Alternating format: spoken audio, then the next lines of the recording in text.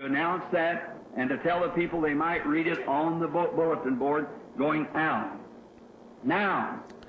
Maintenant, ce matin, nous avons une leçon importante et ce soir, nous essaierons de continuer là-dessus. Et si le Seigneur le veut, dimanche prochain, je ne savais pas que c'était si profond avant de me mettre à étudier. Et ça reste encore un mystère pour moi. Alors, je m'en remets uniquement au Seigneur. Maintenant, vous qui avez vos Bibles, prenons le psaume 99. Je vais lire le premier verset. La congrégation lira le deuxième verset. Et tous ensemble, nous lirons le dernier verset. Et nous alternerons comme ça. Moi le premier, l'assemblée le deuxième. Moi le troisième, l'assemblée le quatrième, jusqu'au dernier verset. Et nous lirons tous ensemble. Alors, levons-nous pour lire la parole de Dieu.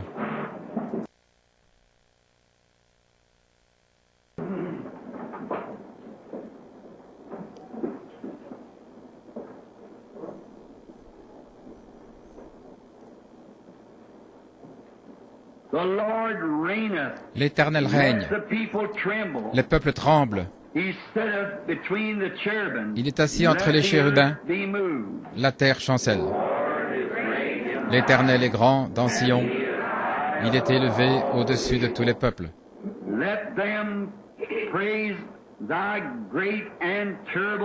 Qu'ils célèbrent ton nom grand et redoutable, car il est saint. Qu'on célèbre la force du roi qui aime la justice. Tu as fermé la droiture, tu exerces en Jacob la justesse et l'équité. Exaltez l'Éternel notre Dieu, et prosternez-vous devant son marchepied, car il est saint. Moïse et Aaron parmi ses sacrificateurs, et Samuel parmi ceux qui invoquaient son nom, invoquèrent l'Éternel, et il les exauça. Il leur parla dans la colonne de nuée. Ils observèrent ses témoignages et les ordonnances qu'il leur donna. Éternel notre Dieu, tu les exauças, tu fus pour eux un Dieu qui pardonne, mais tu les as punis de leurs fautes.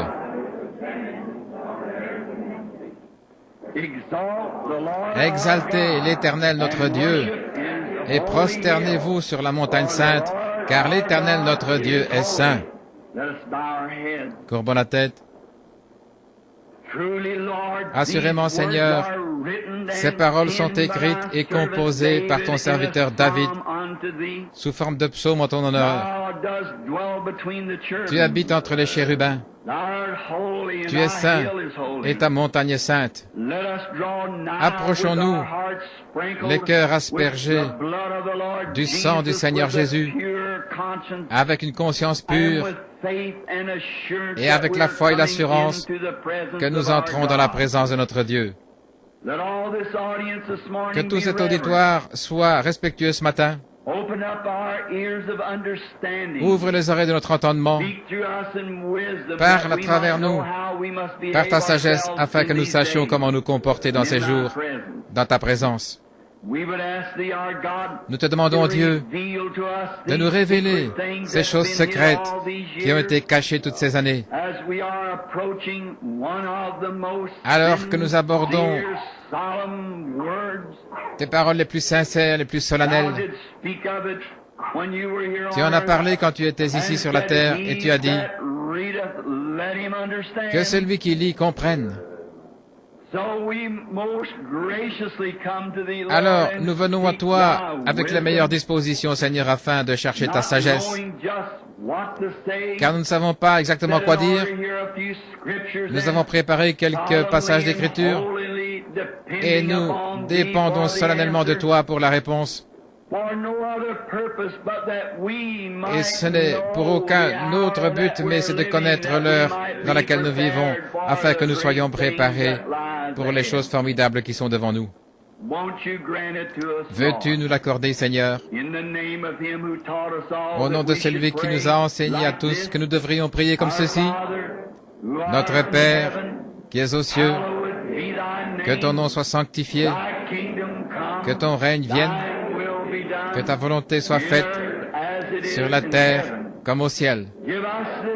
Donne-nous aujourd'hui notre pain quotidien et pardonne-nous nos offenses comme nous pardonnons à ceux qui nous ont offensés.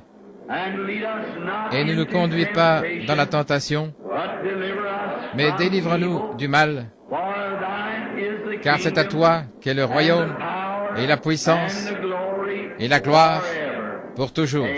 Amen. Vous pouvez vous asseoir.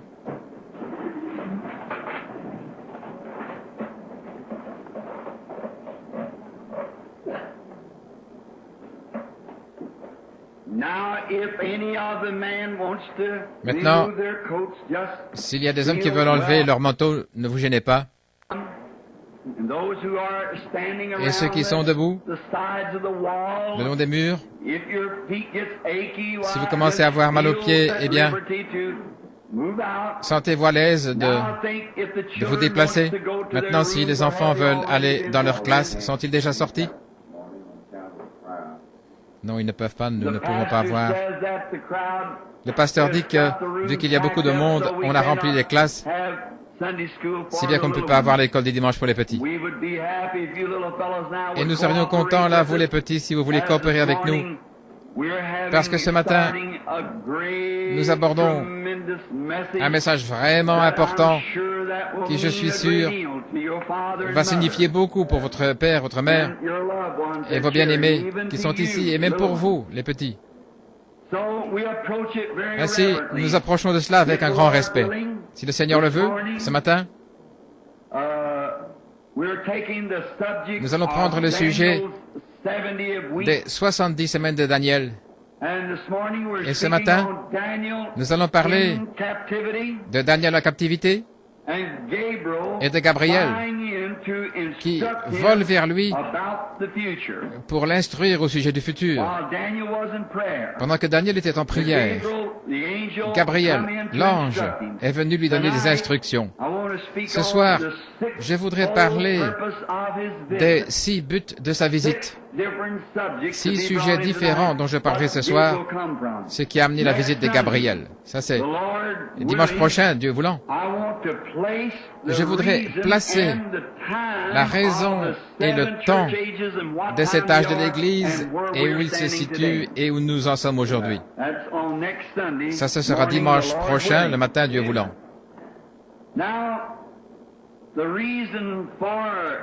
Maintenant, la raison pour ceci, j'ai apporté quelques petites notes de mes derniers messages. Et ce matin, je voudrais faire un lien avec ce que nous avons vu parce que tout ça est enregistré sur bande magnétique qui iront dans le monde entier, dans beaucoup de nations. Et toujours la raison pour laquelle je fais un petit retour en arrière, c'est que il se pourrait qu'il y ait des gens qui n'ont pas écouté mes bandes, pour eux c'est la première fois, ils ne pourraient pas comprendre ce que je veux dire quand je fais référence à quelque chose d'autre. Cela fait des mois maintenant que nous étudions le livre de l'Apocalypse, la révélation de Jésus-Christ. Nous avons vu les âges de l'Église. Les 3 premiers chapitres de l'Apocalypse, c'était les âges de l'Église. Ensuite, Jean a été ravi dans les chapitres 4 et 5, et il lui a été montré des choses qui doivent arriver par la suite. Au chapitre 6, il redescend sur la terre à nouveau pour voir arriver des choses qui se produiront du chapitre 6, verset 1, jusqu'au chapitre 19, verset 21. C'est là qu'il y a les sauts, les fléaux, les malheurs, les locustes, la femme dans le soleil, et le dragon rouge qui est précipité, les 144 000 qui sont scellés, et toutes ces choses. Ça a été une semaine d'études formidables. Je ne suis presque pas sorti de mon bureau en essayant d'étudier. Et la dernière fois, les anciens se souviennent, je disais, là, il y a les 70 semaines de Daniel, mais je n'essayais pas de l'aborder, de l'expliquer. Mais cette fois-ci, par la grâce de Dieu, je me suis mis en devoir d'essayer de demander à Dieu de m'accorder la grâce de pouvoir l'apporter aux gens. Et ici, je découvre des choses dont je ne sais absolument rien. J'ai lu le livre du docteur Larkins, le livre du docteur Smith, les notes du docteur Scofield, les commentaires émis par différents hommes partout, et cependant, je n'arrive quand même pas à faire concorder la chose. Ainsi, cette semaine, j'étais à la bibliothèque au Kentucky pour me documenter sur l'astronomie ancienne, les calendriers, la chronologie, et j'ai ramassé autant de livres anciens que j'ai pu dans les bibliothèques et tout, et je fais mon humble part en faisant solennellement confiance à Jésus-Christ qu'il me le révèle.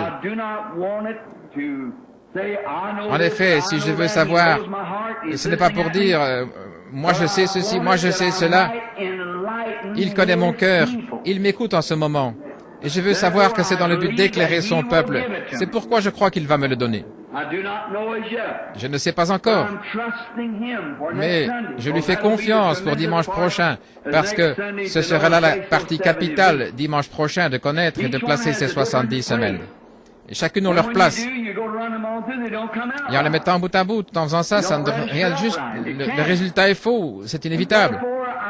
Ainsi donc, peut-être que moi, je n'arriverai pas à les placer comme il faut, mais je vais mettre ma confiance dans le Seigneur pour cela. Je me souviens qu'une fois Salomon a prié et qu'il a demandé au Seigneur Dieu de lui donner de la sagesse, pas pour lui-même, pour que ses jours soient prolongés ou qu'il ait une vie plus longue ou des richesses, mais afin qu'il ait la sagesse de savoir comment juger le peuple de Dieu.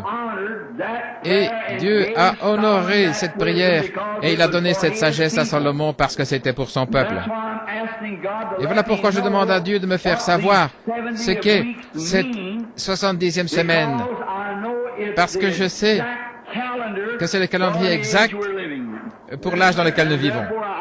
Et par conséquent, je veux savoir ce qu'il en est. Pas pour moi-même. Pas pour moi-même. Évidemment, je veux savoir. Ce n'est pas dans ce sens-là que je dis pas pour moi-même. Parce que je veux le savoir pour moi-même. Je veux savoir. Parce que je veux savoir où nous en sommes et dans quel temps nous vivons. Et puis, je sais que c'est quelque chose qui a été donné.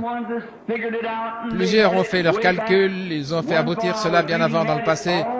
Je lisais que quelqu'un avait dit que tout ça s'était terminé en 1919, les 70 semaines. Eh bien, ce n'était pas ainsi. Après 70 semaines, tout est terminé. Ainsi, nous voulons connaître la vérité. Et je demande à Dieu de me donner la vérité. Maintenant, pour servir d'appui, pour récapituler, je voudrais reprendre un petit peu ce que nous avons vu. Alors, j'ai donc noté quelques points que nous avons vus au chapitre 4 et 5, pour que les gens comprennent. D'abord, avant de faire cela, je voudrais faire le lien pour que vous saisissiez depuis le 4e. Maintenant, souvenez-vous, le chapitre 3, c'était l'âge de l'église de Laodicée, et l'église a été enlevée à la fin de Laodicée. J'essayais d'expliquer quelque chose à ma femme là-dessus. J'avais Becky, ma fille, avec tous les dictionnaires qu'on avait pu trouver. Ils ne donnent pas la réponse. J'ai pris le dictionnaire biblique, j'ai pris le dictionnaire grec ancien, j'ai le Webster et beaucoup d'autres, les dictionnaires modernes. Pas un seul d'entre eux ne pouvait me donner la réponse d'une manière ou l'autre. Ma femme disait, comment veux-tu que les gens de chez nous, qui sont des gens pauvres, et beaucoup d'entre eux sont comme nous sans instruction, comment veux-tu qu'ils comprennent quelque chose comme ça? Et j'ai dit, Dieu donnera la réponse. Peu importe combien c'est compliqué, Dieu peut démêler ça et le rendre simple. car nous sommes une portion de ces gens qui languissent et qui prient pour que vienne ce jour et cette heure. Nos yeux sont fixés vers le ciel et nous attendons sa venue. Et je suis sûr qu'il va nous le montrer. Maintenant, ça ne va pas nous dire le jour ou l'heure, parce que ça, aucun homme ne le saura, mais ça va assurément nous dire dans quel jour de la semaine nous vivons, si seulement nous pouvons le saisir. Maintenant, au chapitre 4, Jean a été ravi tout de suite après l'Église. Jean, quand il est monté, il a vu l'âge de l'Église tout entier. J'aimerais m'arrêter ici un instant pour dire ceci. Bien des gens qui attendent quelque chose de vraiment prodigieux, puissant dans l'âge des nations, ils se trompent certainement. Les âges de l'Église et tout ce qui va se passer pendant l'ère des nations, ça se trouve dans Apocalypse 1 à Apocalypse 3 inclus. Ensuite, les livres est monté dans l'enlèvement et le reste jusqu'au chapitre 19, c'est ce qui arrive à la race juive après que l'Église soit montée. Et c'est le temps de la grande tribulation. Il n'arrive plus rien du côté des nations. C'est seulement de la boucherie et tout ça, comme nous le verrons quand nous y arriverons. Mais l'Église elle-même est partie au dernier verset du 3e chapitre de l'Apocalypse, au moment où l'âge de Laodicée se termine. Et nous avons pris chaque âge de l'Église, chaque époque, chaque chose qui est arrivée, chaque étoile, chaque messager, leur nature, ce qu'ils ont fait. Nous avons suivi cela à travers l'histoire jusqu'au tout dernier. Il s'est dessiné sur le côté du mur. Et quand on a terminé, le Saint-Esprit est venu tracer la même chose en cercle sur le mur. Il nous l'a révélé lui-même ici à tous. Maintenant, en faisant ceci, j'ai confiance qu'à la fin, il va venir avec quelque chose de formidable, nous montrer encore que nous sommes au temps de la fin. Combien ont entendu le discours de Kennedy, du président Kennedy, les commentaires, etc. Combien ont entendu ce pronostic selon lequel on prédit que d'ici le 1er janvier, les États-Unis et la Russie ne seront plus que des cendres volcaniques? Voilà tout ce qu'il nous faut. Il est plus tard que nous ne pensons. Alors si nous sommes si près que même les hommes de cette terre prédisent que cette chose terrible va arriver, nous ferions mieux d'être en alerte, tout bien en ordre, que tout soit confessé, que tout soit prêt, parce que nous ne savons pas à quelle heure au juste notre Seigneur va nous appeler. Et quand il fera sa sommation, montez plus haut. Vous ferez mieux d'être prêts. Et cela arrivera à l'heure où vous ne vous y attendez pas. Le grand réveil pentecôtiste est en train de se terminer. On le voit partout. Le dernier grand mouvement. Le message a été proclamé. Maintenant tout est prêt, en attente. L'Église est scellée, et mise à part. Les méchants sont encore plus méchants. Les églises deviennent plus formalistes. Les saints se rapprochent de Dieu. Les dons de l'Esprit commencent à se multiplier dans les petits groupes. Nous sommes au temps de la fin. Oh, j'aime ce chant que nous chantions autrefois à l'Église. J'attends la venue du millénium, ce jour béni, où notre Seigneur béni viendra chercher son épouse qui l'attend. Oh, mon cœur assoiffé soupire après ce jour de douce délivrance, où notre Sauveur reviendra sur la terre. Nous attendons cette heure-là. Maintenant, au 5e chapitre, au verset 5, nous avons vu dans notre dernière leçon, nous avons parlé du parent rédempteur. Nous avons vu que c'était Christ. Nous en avons montré le type avec Ruth. Ruth qui décide. Ruth en service. Ruth qui se repose. La décision, c'était la justification. Le service, quand elle se préparait, c'était la sanctification. Le repos, c'était quand le Saint-Esprit est venu jusqu'au souper des noces. Comme c'est beau. L'Église est venue à travers John Wesley, la justification, Martin Luther, la justification, à travers John Wesley, la sanctification, à travers les pentecôtistes, le baptême du Saint-Esprit, et maintenant, elle se repose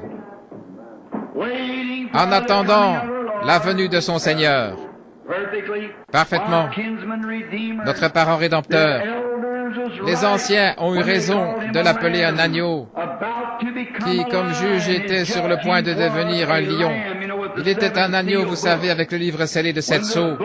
Une fois le livre pris, l'œuvre de la médiation était terminée. Maintenant, au chapitre 3, l'Église est montée et maintenant, la rédemption doit être révélée. Comment l'Église est rachetée? La révélation de ce qui s'est passé au cours de l'âge de l'Église. Vous voyez, l'Église est partie. Alors maintenant, au chapitre 5, il montre comment il l'a fait. Ce qui s'est passé, comment il a scellé l'Église. La révélation de son nom, le baptême d'eau en utilisant son nom, la vie éternelle, pas d'enfer éternel, la semence du serpent, la sécurité éternelle, toutes les grandes doctrines, la prédestination de l'Église, tout cela a été révélé à l'Église. Il montre comment il a fait. Maintenant, notre parent reçoit un livre de la rédemption scellé de 7 sceaux de la main du propriétaire originel. Amen. Nous avons vu que le propriétaire originel, c'était qui? Dieu lui-même. Et l'agneau vint, et il prit le livre de la main droite de celui qui était assis sur le trône. Qui était l'agneau? Le Rédempteur. Notre parent rédempteur. Le parent de l'Église, qui est venu racheter Israël. Maintenant, nous allons entrer là-dedans ce matin. Israël a été racheté, mais ça ne leur a pas été appliqué parce qu'ils l'ont rejeté. Mais l'Église a reçu sa rédemption. Et il est notre parent rédempteur. Comme Boaz a dû racheter Naomi pour avoir Ruth la Moabite, une étrangère, une femme des nations. De même, Christ a racheté Israël. Il a effectué la rédemption, mais il a été rejeté. Vous vous souvenez de la grâce qui avait été signée pour cet homme qui a été fusillé, que je raconte à l'occasion, pendant la guerre civile? C'était un homme bon, il était innocent, et il avait été reconnu coupable, même si dans un sens il était coupable parce qu'il avait déserté au moment du combat. Il avait été reconnu et on allait le fusiller. Et un homme est allé voir le président Lincoln et lui a dit, « Monsieur Lincoln, cet homme est un chrétien. Il a eu peur, ce garçon, je connais sa famille. Il a seulement pris peur, il ne voulait pas faire de mal. Il a déserté. Monsieur Lincoln, c'est entre vos mains, vous êtes le seul à pouvoir le gracier. » Monsieur Lincoln a pris un bout de papier et sa plume et il a signé, « Un tel est gracié Abraham Lincoln. » Il est vite retourné à la prison en disant, « Voilà, j'ai obtenu ta grâce. » Et l'homme a dit, « Je refuse de regarder ça. Il y aurait un gros cachet là-dessus, il y aurait tout. Tu te moques de moi, c'est tout. » Ce n'est pas Abraham Lincoln, n'importe qui peut imiter sa signature. Ce serait authentifié par son cachet et tout si ça venait de lui. Et l'homme a essayé de le persuader, mais malgré tout, le prisonnier pensait qu'il plaisantait. Alors il est parti. Et le lendemain matin, il a été fusillé. Et puis après qu'il a été fusillé, il y a eu un procès devant la Cour fédérale. Parce qu'Abraham Lincoln avait signé la grâce de cet homme 24 heures avant son exécution et que le gouvernement l'avait quand même fait exécuter. Et alors, ils l'ont fusillé. Alors quoi? Alors, la Cour fédérale des États-Unis a rendu l'arrêt suivant des cours fédérales, disant « Un pardon n'est pas un pardon, à moins d'être reçu en tant que pardon. » Et Jésus a racheté Israël au calvaire. Mais ce n'était pas un pardon pour eux parce qu'ils ne l'ont pas accepté en tant que pardon.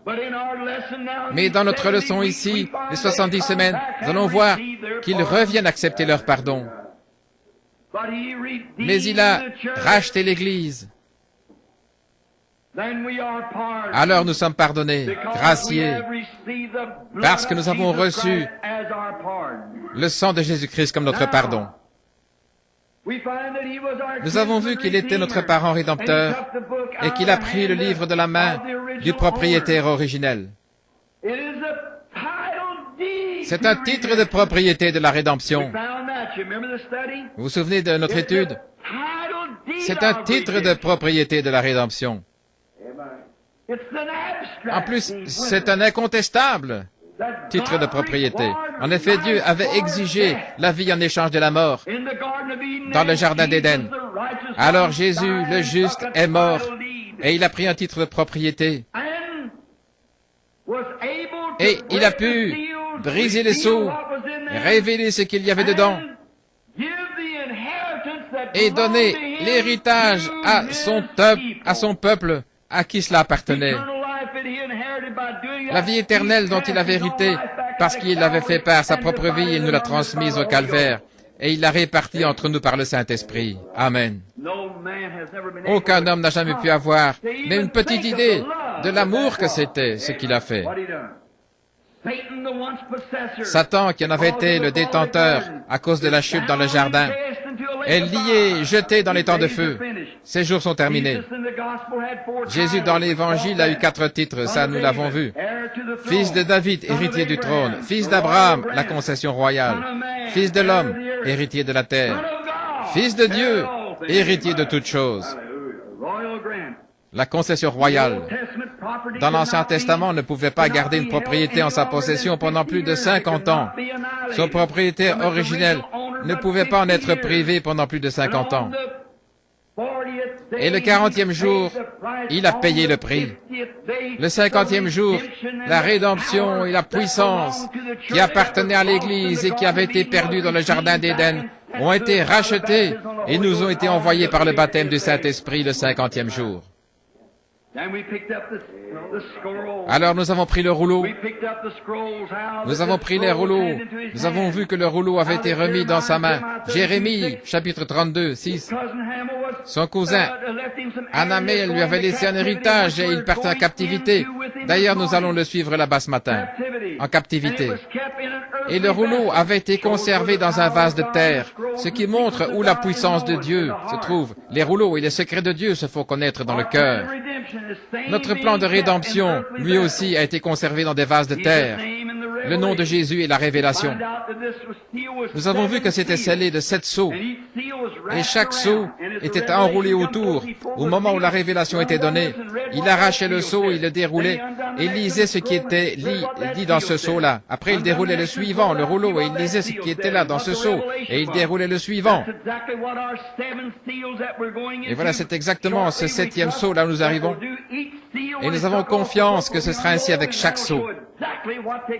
Et cela va montrer exactement ce qui s'est passé. Nous avons vu que 7, il y en a 5 dans le plan de la rédemption, le nombre c'est 5, et il y a 5, 7. 7 sceaux, 7 esprits, 7 anges, 7 trompettes et 7 âges de l'Église. Ainsi, vous voyez, les 5, 7, c'est la grâce. 5, c'est la grâce et 7, c'est la perfection. Alors se déroule parfaitement dans la perfection. Très bien. Comme chaque sceau brisé dans la parole de Dieu, il révèle à l'homme de cet âge dans quel âge nous vivons, quel est l'esprit de l'âge, quelle est l'église de l'âge. Dans Apocalypse 10, nous voyons qu'à la fin, quand le dernier sceau a été brisé, nous voyons que l'ange se tient là avec un pied sur la terre et l'autre sur la mer, les mains levées vers le ciel et un arc-en-ciel au-dessus de la tête, et qu'il jure par celui qui vit au siècle des siècles qu'il n'y aura plus de temps, le dernier sceau. Et attendez seulement que nous prenions ces sceaux et que nous voyons ce qu'il en est de ce sceau-là, après avoir vu ce qu'il en est 70 semaines. Ensuite, on verra ce qu'il en est des sceaux. Il n'y a plus de temps, la rédemption est terminée. Maintenant, il est le lion et le juge. Ce matin, il est votre sauveur, mais un jour, il sera votre juge. Du verset 14 du chapitre 5, c'est la révélation du temps où l'agneau est adoré, dans le ciel et aussi sur la terre. le livre scellé de 7 sceaux, l'agneau qui est digne, le parent rédempteur. Et puis du verset 8 au verset 14, les anges l'adorent, les anciens l'adorent, les êtres vivants l'adorent. Et Jean l'a adoré avec une telle ardeur qu'il a dit, toutes les créatures qui sont dans le ciel et sur la terre et sous la terre m'ont entendu disant, à l'agneau soit louange, gloire, puissance et sagesse, la force, le temps d'adoration pour l'agneau roi. Maintenant, l'Église est partie, souvenez-vous. Maintenant, prenons Daniel au chapitre 9, du verset 1 au verset 3, et puis nous irons du verset 20 à 27, parce que ici, c'est juste la prière de Daniel. Je voudrais que vous lisiez et relisiez ceci plusieurs fois cette semaine, jusqu'à ce que vous le compreniez. La première année de Darius, de la race des Mèdes, lequel était devenu le roi du royaume des Chaldéens, la première année du règne, moi, Daniel, je compris par les livres qu'il devait s'écouler 70 ans pour la ruine de Jérusalem d'après le nombre des années dont Dieu avait parlé au prophète Jérémie. Alors, le verset suivant, je tournai ma face vers le Seigneur Dieu afin de recourir à la prière et aux supplications par le jeûne, le sac et la cendre. J'ai prié au Seigneur Dieu et je lui fis cette confession. Et il continue comme ça jusqu'à ce que nous arrivions au verset 20. Et là, pour gagner du temps, comme les gens sont debout, je voudrais que vous alliez jusqu'au verset 20. Le verset 20.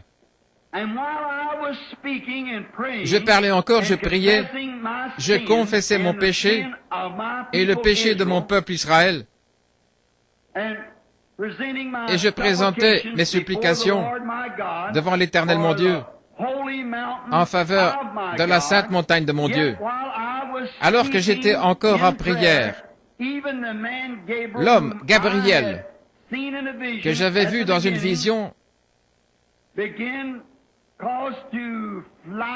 il s'avança vers moi d'un vol rapide au moment de l'offrande du soir. Et il m'informa, il me parla en disant, Daniel, je suis venu maintenant pour te donner de l'entendement. Oh, si seulement nous avions pu être là. Comment l'a-t-il trouvé? Il était en prière. L'ange, l'homme, si vous remarquez, il a appelé l'homme. Et au commencement de tes supplications, l'ordre fut émis, et je viens pour te l'annoncer, car tu es un bien-aimé. Ainsi, comprends la chose et saisis la vision. 70 semaines ont été déterminées sur ton peuple et sur ta ville sainte, sur ta ville, pour faire cesser les transgressions et pour mettre fin au péché et pour faire réconciliation pour l'iniquité et amener la justice éternelle et pour sceller la vision et la prophétie et pour oindre le Saint des Saints. Voici les 6 raisons de sa venue. Maintenant remarquez. Maintenant donc, prends connaissance et comprends. Maintenant écoutez, depuis la promulgation de la parole visant de rétablir et de reconstruire Jérusalem jusqu'au Messie, le Prince, il y aura 7 semaines, 62 semaines, et les places et les fossés seront rétablis et reconstruits, mais en un temps d'angoisse. Après 62 semaines, le Messie sera retranché, et il n'y aura personne pour lui. Le peuple d'un prince qui viendra, détruira la cité et le sanctuaire, et sa fin arrivera comme par une inondation, et il est résolu que les dévastations dureront jusqu'à la fin de la guerre. Et écoutez, et il va confirmer l'alliance, une de ces 70 semaines, et durant la moitié de la semaine, il fera cesser le sacrifice et l'offrande, et le dévastateur ira à l'extrême de l'abomination, jusqu'à ce que la ruine et ce qui a été résolu fonde sur le dévastateur.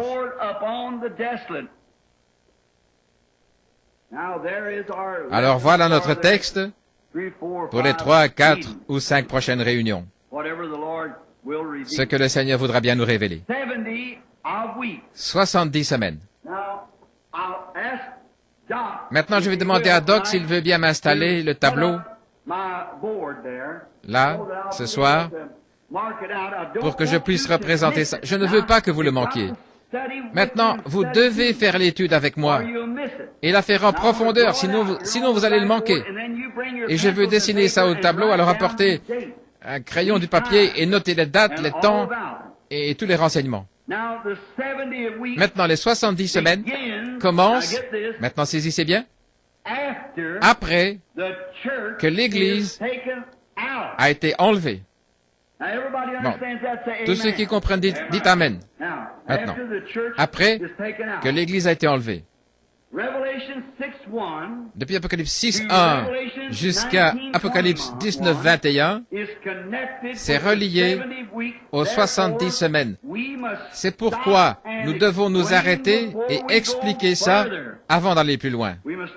Nous devons nous arrêter et expliquer pourquoi c'est 70 semaines. Parce que sinon, vous allez manquer les sceaux, vous allez manquer les trompettes, vous allez manquer les coupes, les fléaux, ces 3 esprits impurs comme des grenouilles, les 3 malheurs, le dragon rouge qui est précipité, la femme dans le soleil. Vous allez manquer tout ça. Sinon, parce que c'est en plein dans cette 70e semaine que ça arrive. C'est là que ça arrive. Maintenant, le prophète Daniel était à Babylone depuis 68 ans. Vous voulez consulter les références si vous voulez gagner du temps? Parce que j'ai passé à chercher ça, 68 ans. Il était entré en captivité en 606 avant Jésus-Christ. Et c'est en 538 avant Jésus-Christ que la vision lui est venue.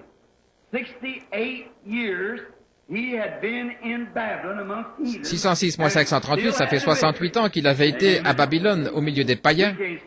Et il avait toujours la victoire, et nous ne pouvons pas garder une heure.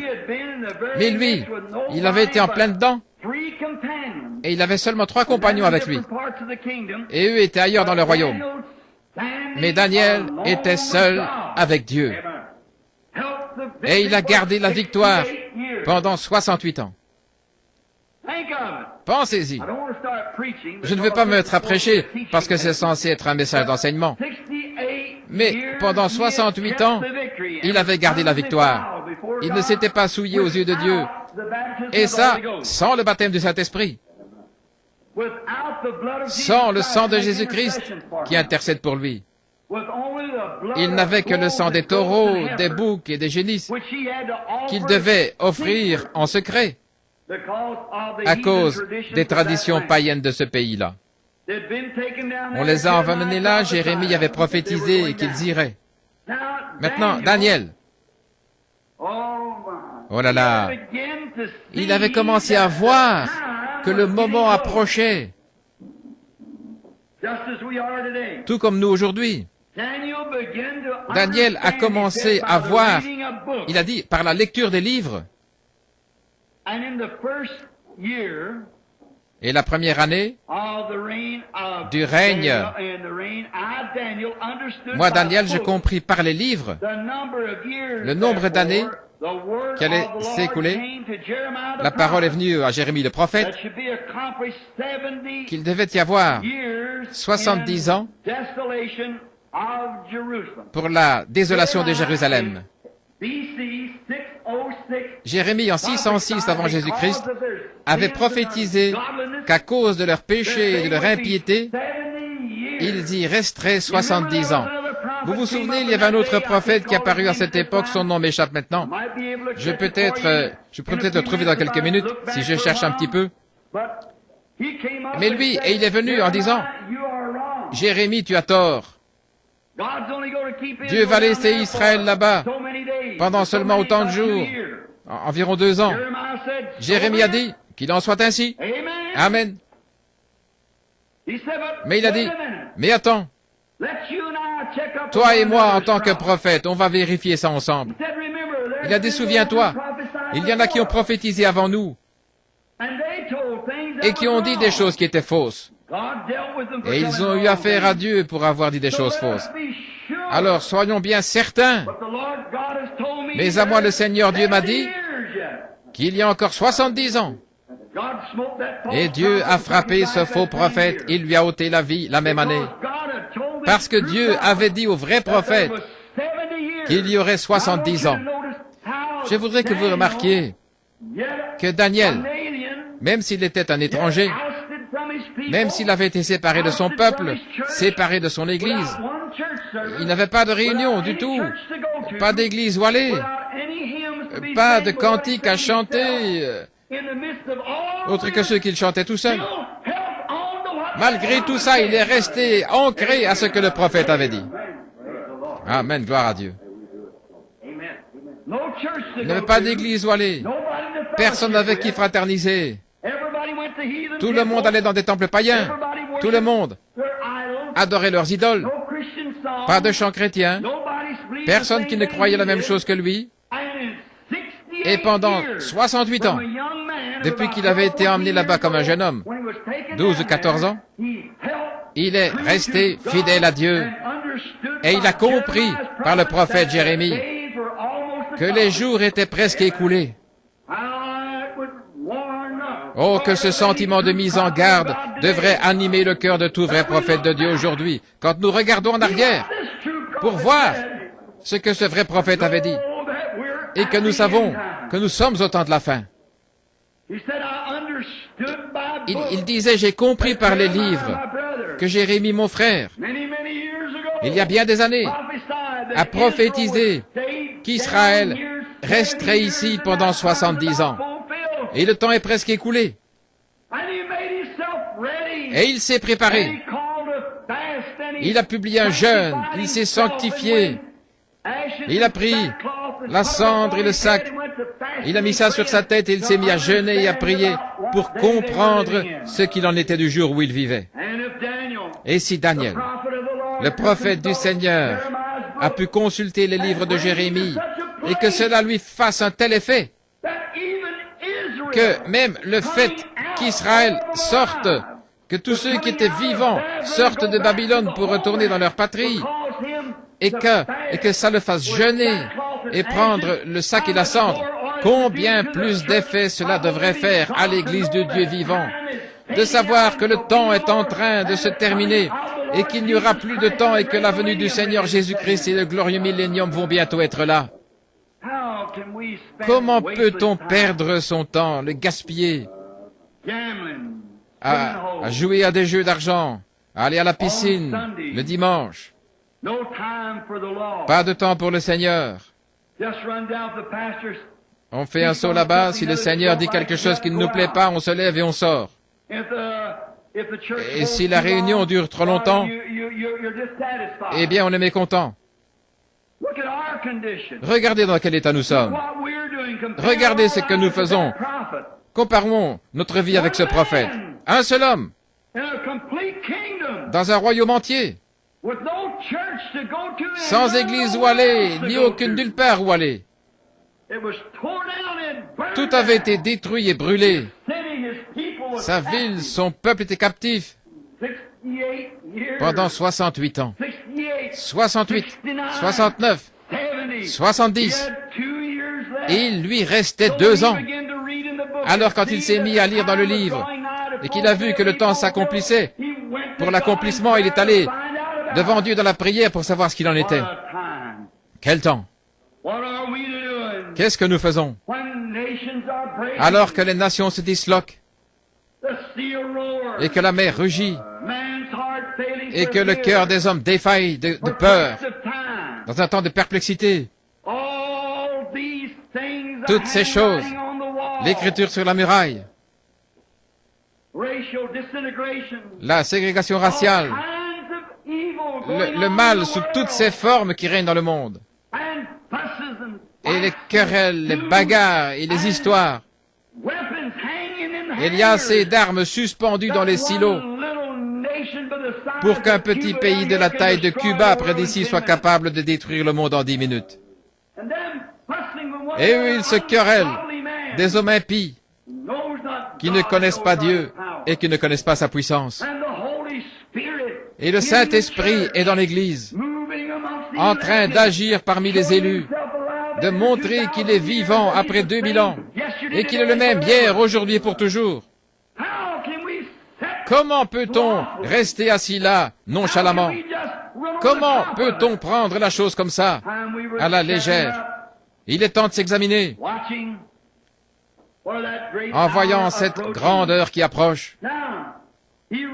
Maintenant, il avait lu dans Jérémie, au chapitre 25.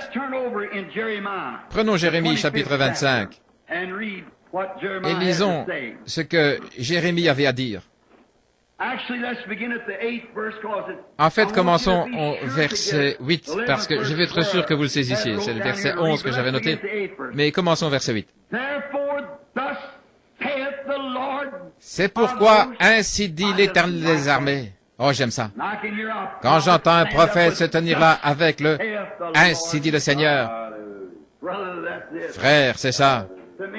Pour moi, ça règle la question. Il n'y a rien à ajouter. Ainsi dit l'Éternel des armées. Parce que vous n'avez point écouté ma parole. J'enverrai chercher tous les peuples du septentrion, dit l'Éternel, et j'enverrai auprès de Nebuchadnezzar, roi de Babylone, mon serviteur, et je les ferai venir contre ce pays, et contre ses habitants, et contre toutes les nations alentours, afin de les dévouer par interdit, les détruire. Souvenez-vous, c'est à des élus de Dieu qu'il parle là. Ce n'étaient pas les infidèles, c'étaient des membres d'Église. De plus, je ferai cesser parmi eux les cris de réjouissance, les cris d'allégresse. C'est ce qu'on a aujourd'hui, tout ce rock'n'roll, Ricky et Elvis.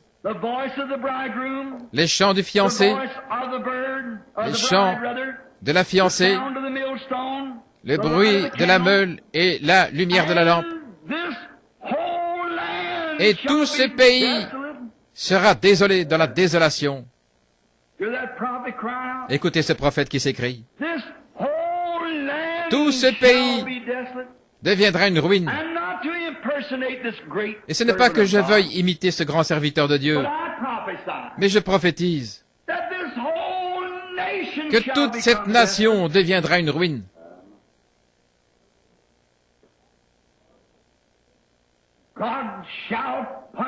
Dieu va punir cette nation à cause de ses péchés. Si Dieu n'a pas fermé les yeux sur les mauvaises actions d'Israël, son élu, la semence d'Abraham, à qui il avait donné son alliance et sa promesse, pourtant ils étaient religieux jusqu'à la moelle, avec leurs grandes églises, leurs sacrificateurs, leurs rabbins, mais à cause de l'immoralité et de ces choses qu'il y avait parmi eux, Dieu leur a fait récolter ce qu'ils avaient semé. De même, nous aussi, nous aurons affaire à lui. Verset 11. Tout ce pays deviendra une ruine, un désert. C'est-à-dire qu'en les voyant, tout le monde dira, voilà où ils en sont. Eux qui étaient si puissants, regardez-les maintenant. Et ces nations seront asservies au roi de Babylone pendant 70 ans. C'est toute une vie. C'est quand votre chère maman bénie, qui est âgée maintenant, était un bébé. Ils sont restés là sans Dieu, sans église, sans chant, sans rien du tout. Pendant toute une génération. Jusqu'à ce que cette génération pécheresse soit entièrement disparue. Mais lorsque ces 70 ans seront accomplis, je punirai le roi de Babylone. Et cette nation, dit l'Éternel, à cause de leur iniquité, je punirai le pays des Chaldéens, et j'en ferai une ruine perpétuelle. Je ferai venir sur ce pays toutes les choses que j'ai annoncées sur lui, tout ce qui est écrit dans ce livre, ce que Jérémie a prophétisé sur toute la nation. Car des nations puissantes et de grands rois les asserviront, eux aussi, et je rendrai selon leurs œuvres et selon les paroles de leurs mains. Car ainsi dit l'Éternel Dieu d'Israël, prends de ma main cette coupe remplie de vin de ma colère, et fais-la boire à toutes les nations vers lesquelles je t'enverrai. Autrement dit, Jérémie, je t'ai donné ce message. Ne reste pas tranquille, à ne rien faire, toujours au même endroit, mais prophétise à toutes les nations. Vous me suivez? Prophétise à toute la nation, montre mes signes et mes prodiges, et fais-leur savoir que je viens accomplir ceci. Ils boiront, et ils chancelleront et seront comme fous à cause de la parole que j'enverrai au milieu d'eux.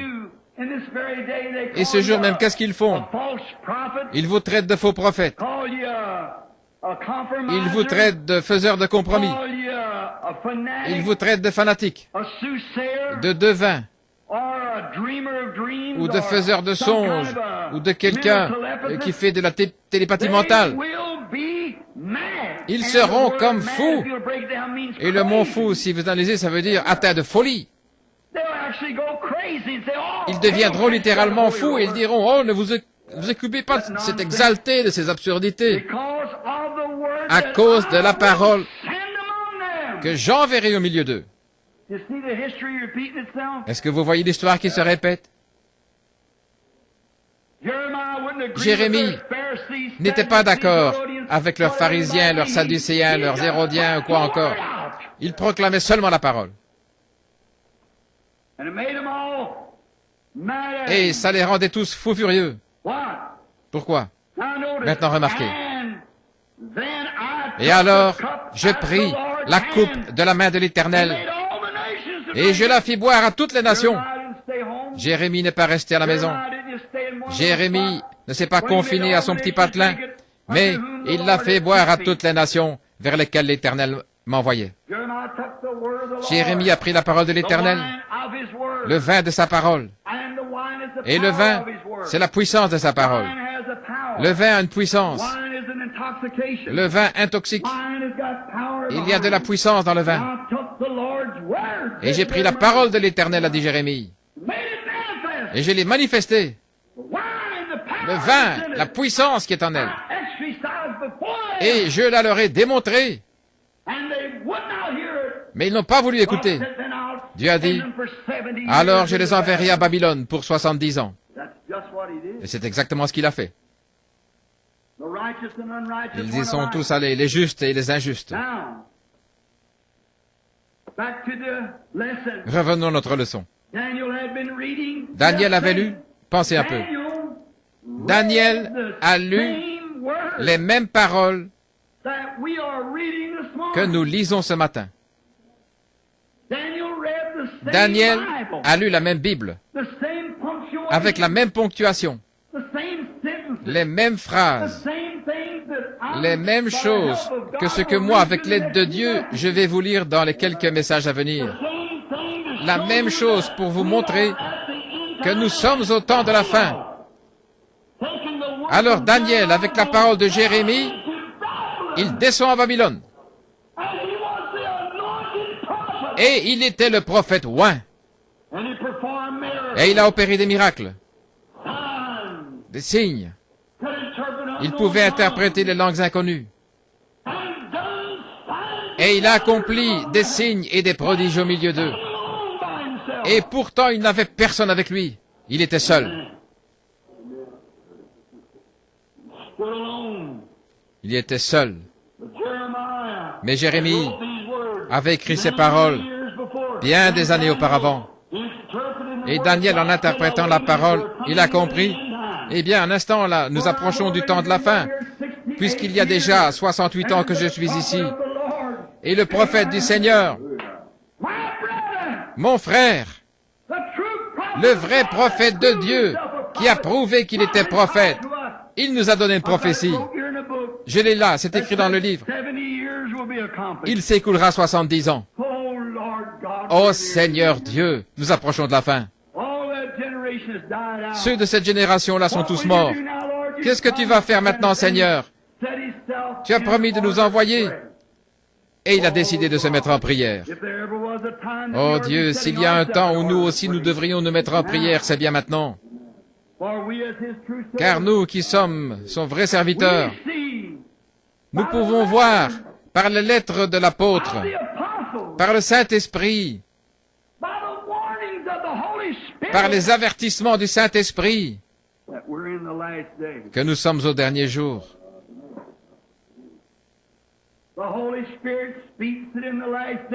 Le Saint-Esprit le dit, dans les derniers jours, les hommes seront emportés, enflés d'orgueil, aimant le plaisir plus que Dieu, déloyaux, calomniateurs, intempérants, ennemis des gens de bien. C'est ce que je comprends par la lettre. Et je comprends qu'il y aura des moqueurs au dernier jour. Je comprends qu'une nation s'élèvera contre une nation au dernier jour. Je comprends qu'il y aura des raz-de-marée au dernier jour. Je comprends qu'il y aura des choses qui feront peur à voir, comme des soucoupes volantes dans le ciel, des choses mystérieuses, et que la peur fera défaillir le cœur des hommes. Ce sera un temps de perplexité et les gens seront dans l'angoisse. Je lis qu'ils se rassembleront tous dans des organisations, dans des dénominations, et qu'ils formeront une confédération au dernier jour. Je comprends que les femmes se couperont les cheveux dans les derniers jours. Je comprends qu'elles s'habilleront court avec des talons hauts, qu'elles feront résonner en marchant au dernier jour. Je comprends que les mœurs seront très relâchées au dernier jour. Je comprends que les prédicateurs seront de faux bergers au dernier jour, qu'ils feront des compromis, et qu'au lieu de nourrir les gens de la parole de Dieu, ils se tourneront vers des credos et toutes sortes de choses. Mais je comprends aussi qu'il y aura une voix qui se fera entendre, qu'elle criera dans le désert, qu'elle appellera les gens à revenir au message originel, à revenir aux choses de Dieu. Je comprends par le livre que ces choses vont avoir lieu. Je comprends que dans les derniers jours, il y aura une famine. Les églises seront tellement organisées, tellement arrêtées et tout, qu'il y aura une famine dans les derniers jours. Et que ce ne sera pas seulement pour le pain et l'eau, mais pour entendre la vraie parole de Dieu. Et les gens viendront de l'Est, de l'Ouest, du Nord et du Sud, cherchant à entendre la vraie parole de Dieu.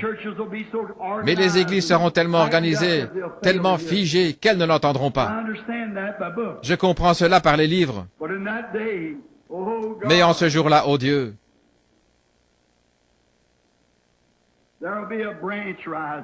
il y aura une branche qui va s'élever de David. Je comprends qu'il enverra Élie avant que ce jour arrive au temps de la fin et qu'il aura un message qui ramènera le cœur des enfants au Père, qui les ramènera à l'original, qui les fera retourner jusqu'au bout et recommencer. Je comprends que cela se produira juste avant que l'Esprit quitte l'Église des Nations pour se tourner de nouveau vers les Juifs. Et je ne comprends pas seulement par la lettre, je comprends par la parole écrite, qu'Israël retournera dans sa patrie. Et je la vois entrer. Je comprends par les lettres des prophètes qu'Israël deviendra une nation. Ils vont rétablir l'adoration dans le temple. Dieu traitera de nouveau avec elle, et quand elle sera retournée dans sa patrie. Oh, 2 prophètes paraîtront parmi eux dans les derniers jours. C'est ce que je comprends. Au moment du départ de l'Église des Nations, 2 prophètes arriveront.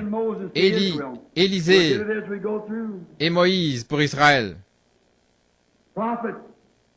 Nous verrons cela au cours de notre étude. Le prophète a vu que leur temps là-bas à Babylone était presque écoulé. Très bien. Gabriel apparaît. Pas seulement pour révéler ce qu'il avait demandé, mais pour lui faire comprendre tout ce qui avait été résolu pour la race juive jusqu'au bout, jusqu'à la fin. Il avait demandé une petite chose. Et il a reçu toute la chose. Il avait seulement demandé à savoir. Ce que Daniel voulait savoir, c'était combien de temps, Seigneur, reste-t-il encore? Le prophète Jérémie, ton serviteur, mon frère, il a prophétisé il y a 68 ans. Il a dit que c'est pendant 70 ans que ce peuple resterait ici. L'ancienne génération est presque toute disparue maintenant. Une ancienne génération de Pentecôte est apparue il y a 40 ans. On les appelait les vétérans du combat, ils se sont organisés, ils se sont bagarrés, disputés tout le long, du mont Horeb jusqu'au mont Nebo, tout le long. Mais nous avons fini par arriver au fleuve maintenant, et il va en susciter une nouvelle avec un Josué pour les faire traverser. La loi a échoué, Moïse l'a suivi, Moïse a échoué. C'est Josué qui les a fait traverser. Nous voyons que les organisations ont échoué.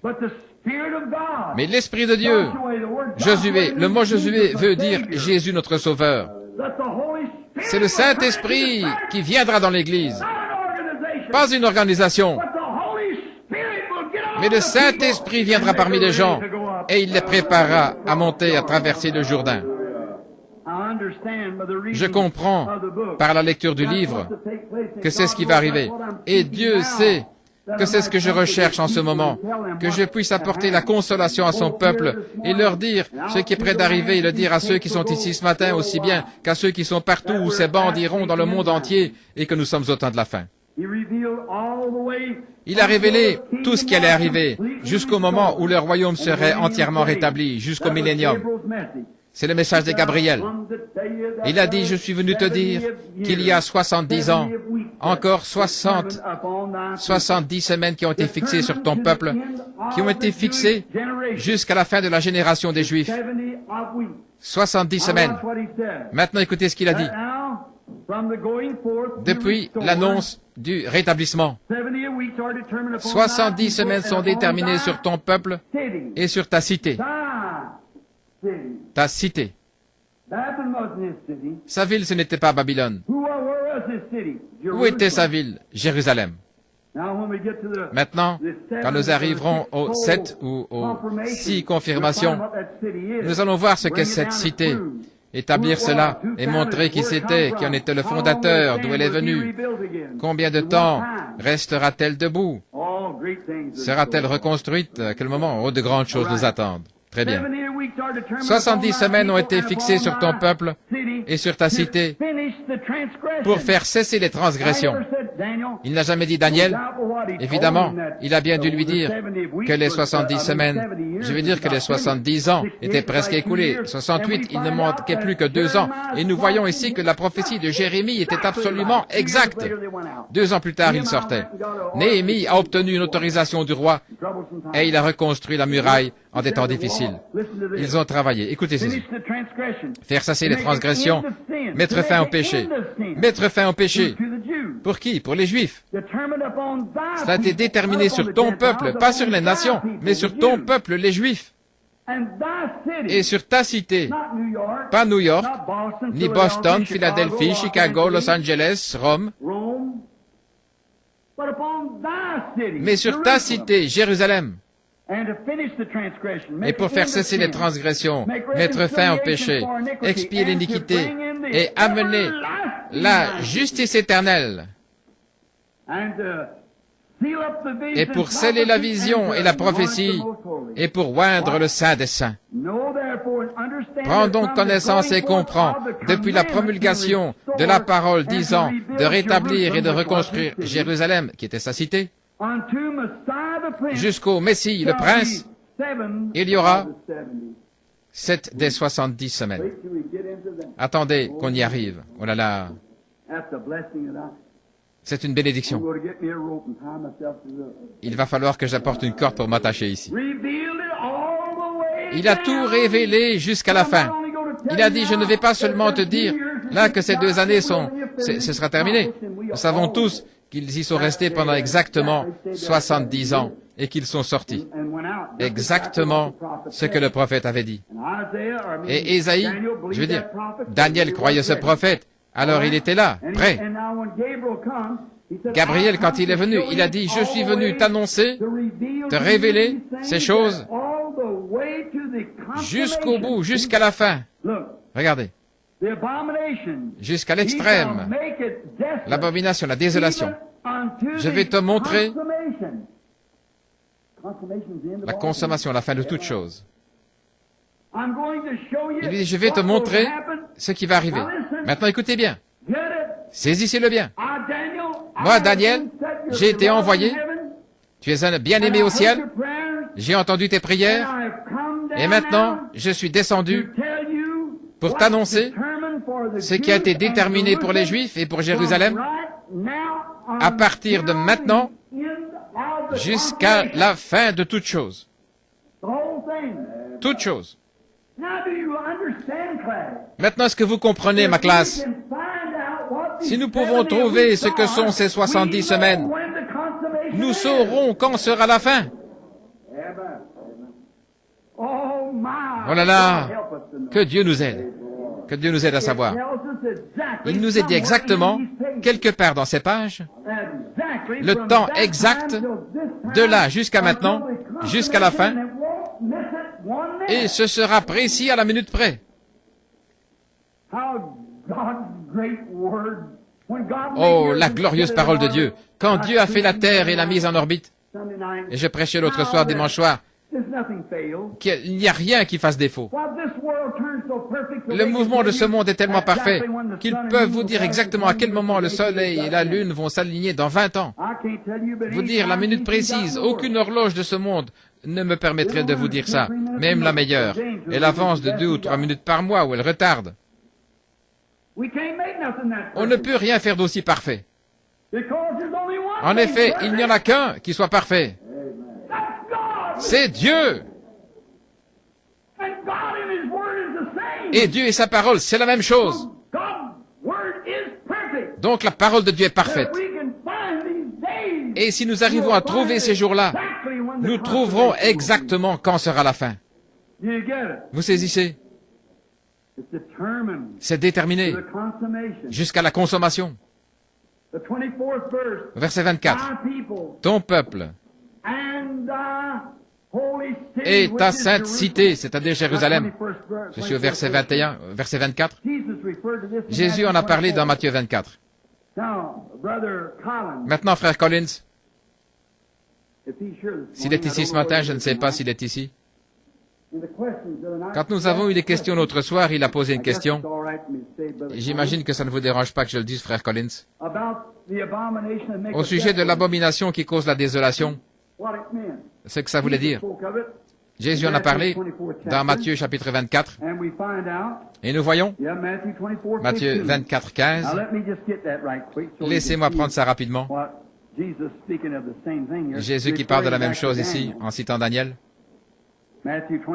Matthieu 24, 15, pour vous qui prenez des notes, je voudrais que chacun de vous, surtout ce soir et dimanche prochain, que vous apportiez des crayons du papier, à moins que vous ayez un magnétophone. Donc 24, verset 15. C'est pourquoi, lorsque vous verrez l'abomination de la désolation dont a parlé le prophète Daniel,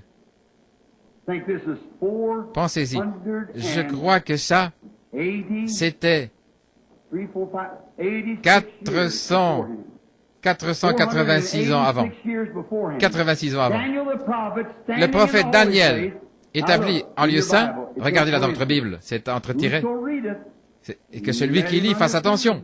Or, il est en train de parler aux Juifs. Parle aux Juifs. Ils veulent savoir qu'en est-il de ce temple. Quand sera-t-il détruit? Quand sera-t-il reconstruit? Quand viendra le temps où il ne restera pas pierre sur pierre? Combien de temps cela va-t-il durer? Il a dit, quand vous verrez l'abomination qui cause la désolation établie, là, dans Daniel, établie en lieu saint, il a dit, quand vous verrez cela arriver, alors que celui qui lit comprenne ce qu'il est dit. C'est la raison pour laquelle nous prions Dieu de rendre cela tellement parfait qu'il n'y ait pas l'ombre d'un doute. En effet, nous ne devons pas ajouter notre propre interprétation à ces choses. Ça doit venir, ainsi dit le Seigneur. Alors j'en reste là, jusqu'à ce que je comprenne. Il lui a révélé toutes choses, cette abomination.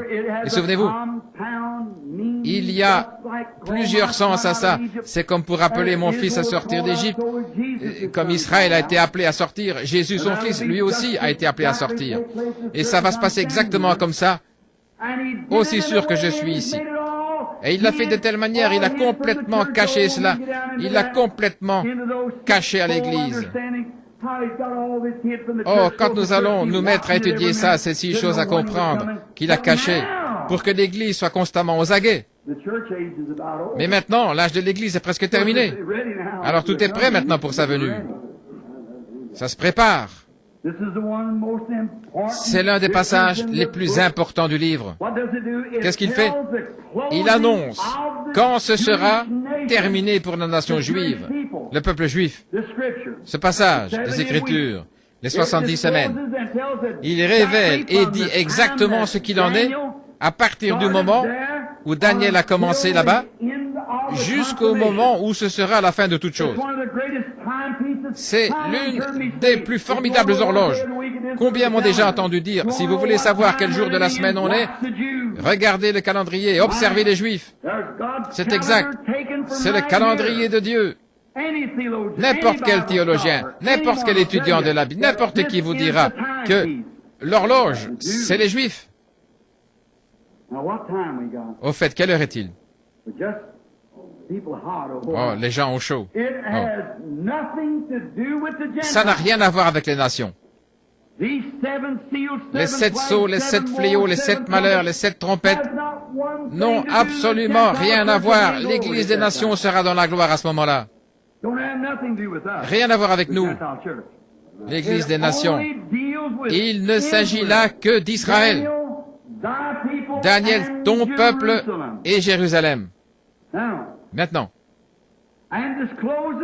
Et il révèle le fait que Dieu traite seulement avec les Juifs quand ils sont dans leur patrie. Alléluia. Je pense que là, on vient de toucher le point fondamental. Les gens essaient toujours de compter à partir du moment où Israël était là, à l'époque de Daniel. Un grand auteur, comme je sais qu'il y a de ses disciples assis ici, je ne le dirai pas, mais c'est pour ça qu'ils ont eu toutes ces faussetés. Savez-vous que les milleristes, avant de devenir les adventistes du 7e jour, ce qu'ils ont fait là, en 1919, ils ont pris leurs ailes, vous savez, dans le journal, le courrier, et ils sont montés là pour s'envoler là-bas. Les milleristes, ils avaient déduit cela des 70 semaines de Daniel.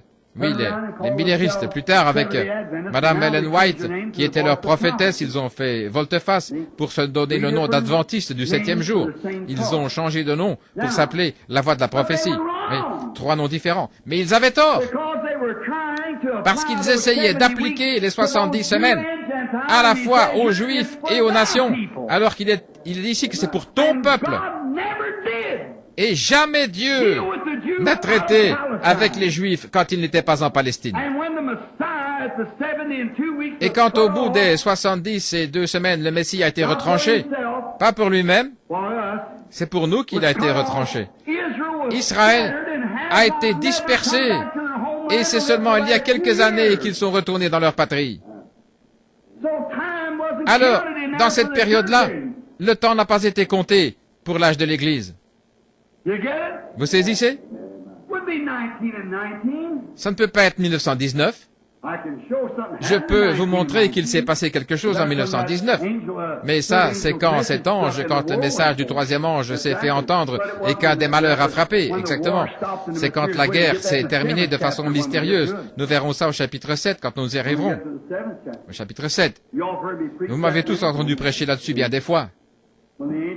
Sur le message de l'ange, quand il a dit « Retenez les 4 vents de la terre jusqu'à ce que nous ayons marqué du sceau les Juifs, les serviteurs, et allons, ils ont attendu pendant tout ce temps jusqu'à ce que l'ère des nations soit complètement terminée. » Et là, il scelle les Juifs, les 144 000 qui reçoivent le Saint-Esprit. C'est là qu'on a les 144 000, Apocalypse 7.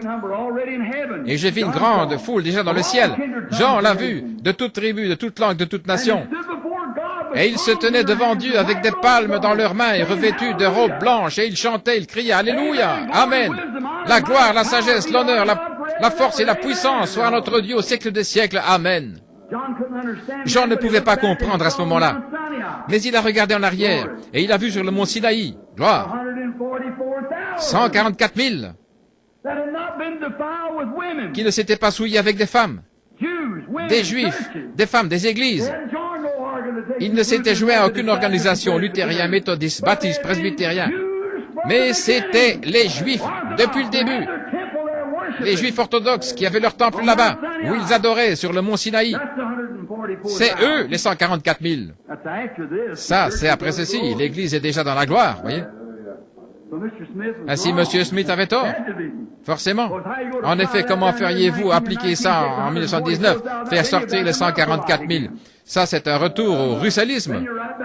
C'est un retour à la doctrine de Russell, d'après laquelle Jésus est venu en 1914. Il a pris son Église en 1919. Et maintenant, il est un corps mystique qui parcourt la terre pour ressusciter.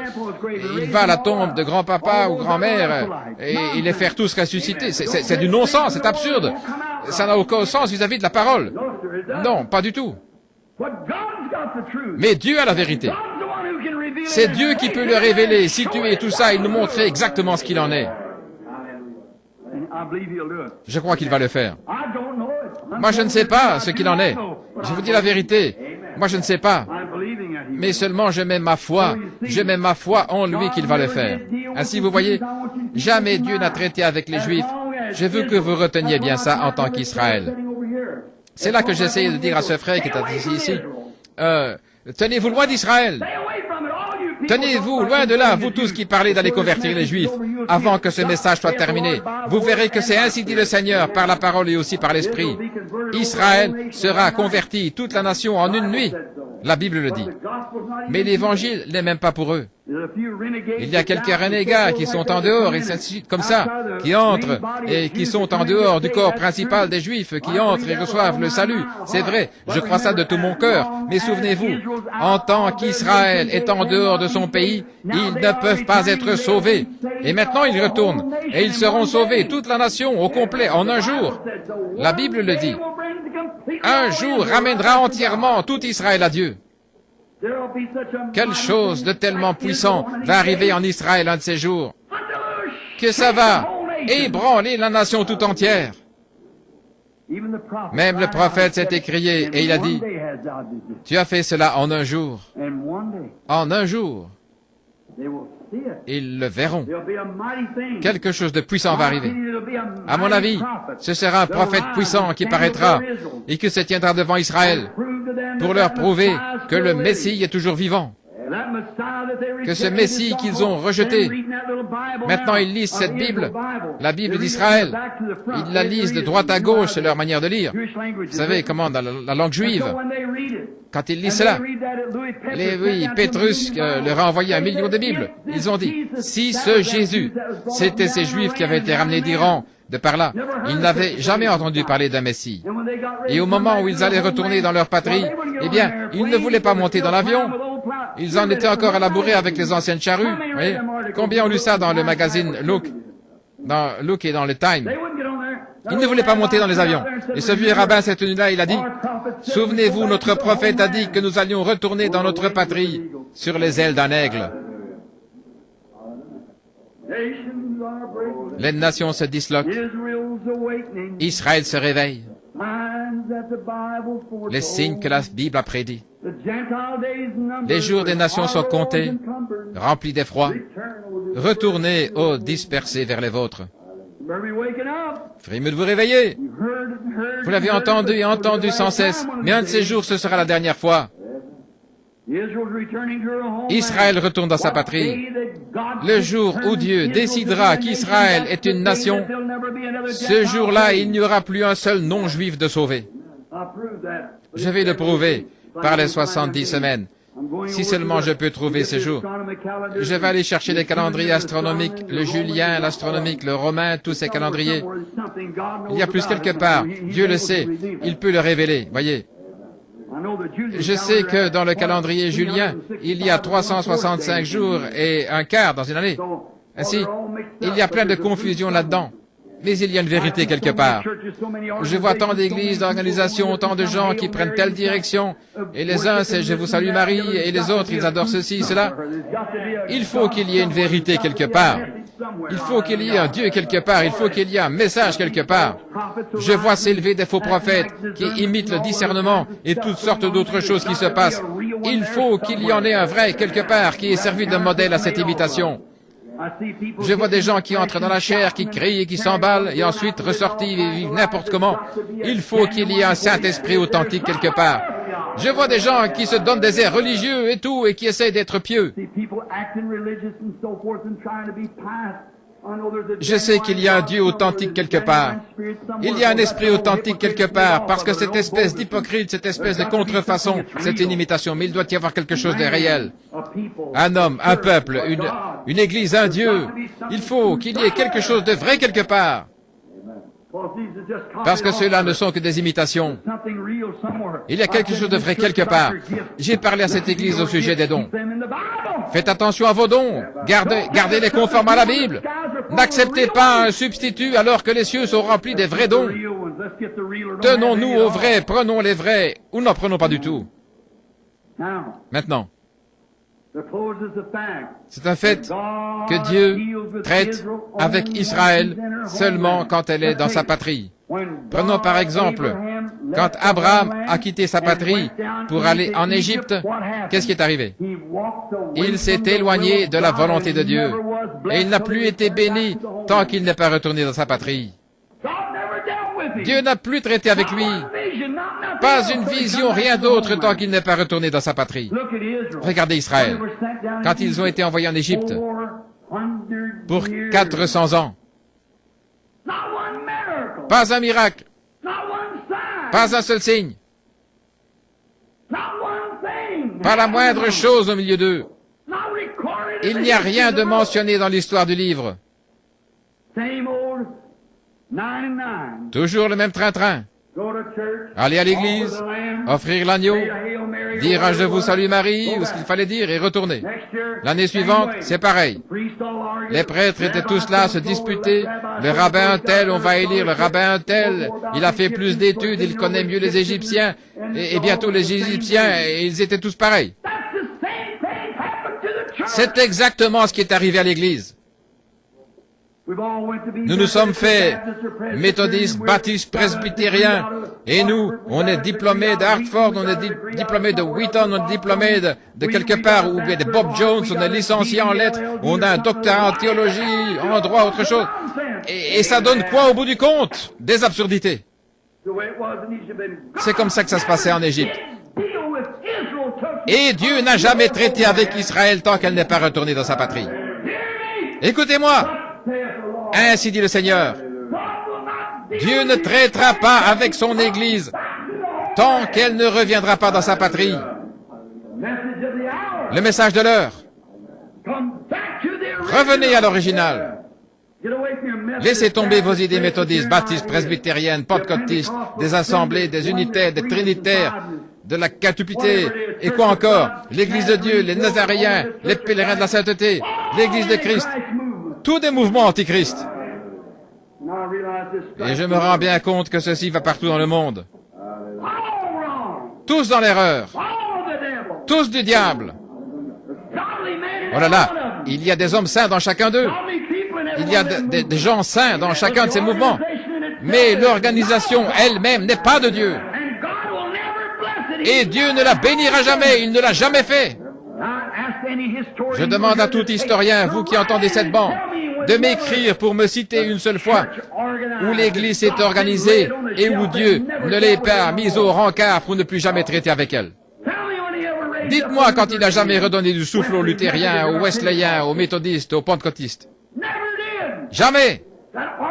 L'organisation est restée là, à se corrompre et à pourrir. Dieu a pris des individus. Il a essayé de se montrer aux gens, de leur montrer le chemin vers la patrie. Et alors, ces individus, tellement faibles et tellement efféminés, avec leur diplôme, et qu'ils ont organisé une autre organisation, ce qui a donné un fils de l'enfer 2 fois plus qu'au départ. Mais quelque part, assurément, Jéhovah a un homme sur lequel il peut mettre la main. Il ne fera aucun compromis avec ces organisations impies qui ramènera les gens au rocher Jésus-Christ, qui les ramènera à la Pentecôte originelle et au Saint-Esprit originel, avec les signes originels et les prodiges originels. Assurément, il y en a un qui ne va pas céder sous le poids d'aucune persécution, qui ne va pas abandonner, démissionner, flancher et rien d'autre, qui tiendra ferme. Dieu ne bénit jamais Israël tant qu'elle n'est pas dans sa patrie. Dieu ne vous bénira jamais comme méthodiste, baptiste, presbytérien, catholique ou comme pèlerin de la sainteté, nazaréen, l'Église de Christ ou d'une organisation pentecôtiste. Il ne vous bénira jamais sur ces voies-là. Revenez à la patrie, au commencement.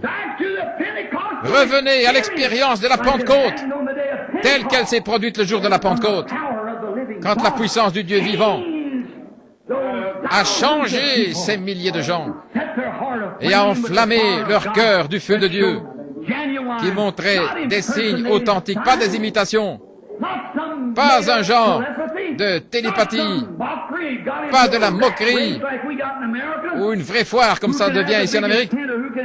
Qui a la plus grande tente, qui a la plus grande foule? Qu'est-ce que ça peut bien faire pour Dieu? Dieu veut que c'est des gens au cœur honnête, pas des grandes foules. Ici, on se trouve au milieu d'une vraie foire d'empoigne. Quelle honte! Essayez d'ajouter 1 millier de membres à notre organisation. C'est une disgrâce. Il veut que nous revenions à la vérité, que nous revenions à l'esprit, que nous revenions à la lumière juste, que nous revenions au chemin en Christ. De retour à la vérité. Comment pourra-t-il nous bénir sur la voie que nous suivons? Il ne le fera pas. Il n'a jamais béni Israël tant qu'ils ne se sont pas retournés au pays promis. Et quand ils sont retournés au pays promis, des signes et des prodiges ont commencé à se produire. Il leur a envoyé au milieu d'eux un homme du nom de Moïse. Et est-ce que Moïse s'est présenté là avec une théologie raffinée? Est-ce qu'il s'est présenté avec un diplôme de licencié en lettres? Est-ce qu'il s'est présenté avec un doctorat en droit ou en philosophie? Il est descendu là avec la puissance de Jéhovah et avec un message. Retournez de ce pays à la patrie. Retournez, ô dispersés, vers les vôtres. Amen.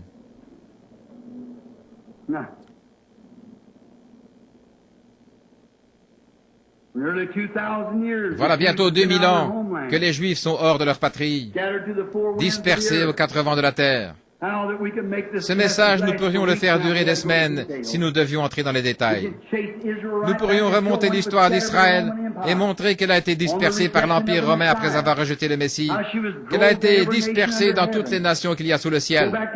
Nous pourrions remonter à Jacob, Israël, dans Genèse 44 et 45, et montrer comment, à l'époque, il a béni les patriarches et leur a dit exactement quelle serait leur situation dans les derniers jours. Et je peux vous montrer exactement chaque nation d'Israël, chaque tribu d'Israël, placée dans les nations exactement là où il avait été dit qu'elle serait.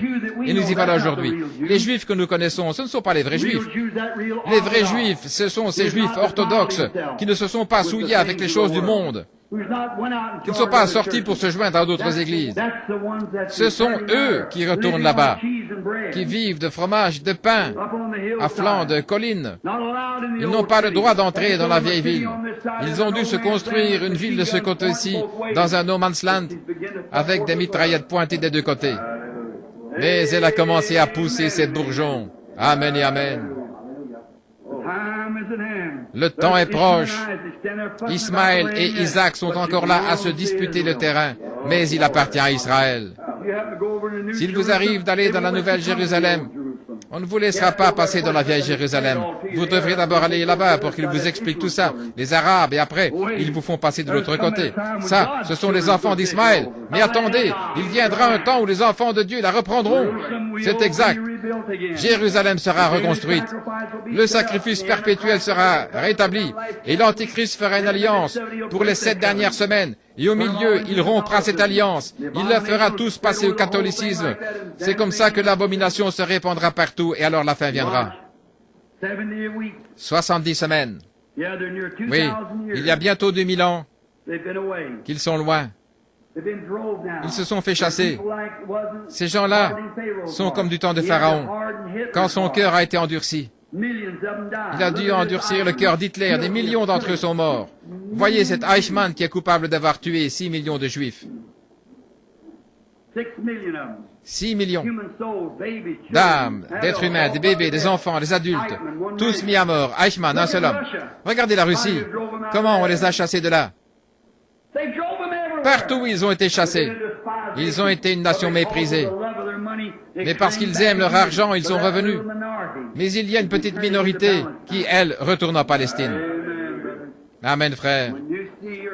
Quand vous la voyez commencer à retourner dans sa patrie, maintenant il y en a assez là-bas pour en faire à peu près 144 000. Et qu'est-ce qui arrive? Ils vont reconnaître leur Joseph. Ne vous en faites pas. Oui, monsieur. Et ils sont tous là à attendre que ça arrive. Et à l'heure même, les nations les ont reconnus comme nations l'année dernière.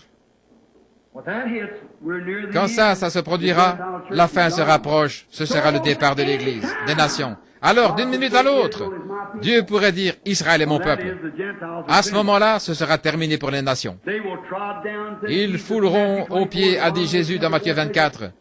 L'abomination qui cause la désolation, ils fouleront aux pieds les murailles de Jérusalem jusqu'à ce que la dispensation des nations soit terminée.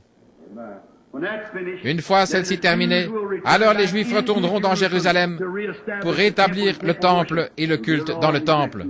Nous verrons tout ça dans les messages à venir, les 70 semaines, les 6 buts de cela. Maintenant, je vais lire avant de terminer, parce qu'ensuite ce sera à peu près le moment de rentrer chez nous pour revenir ce soir à 7 heures.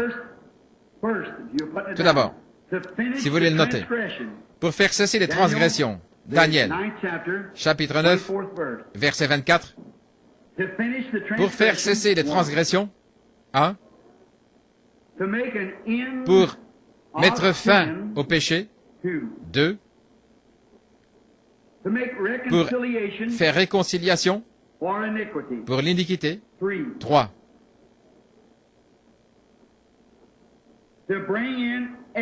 pour ramener la justice éternelle, 4,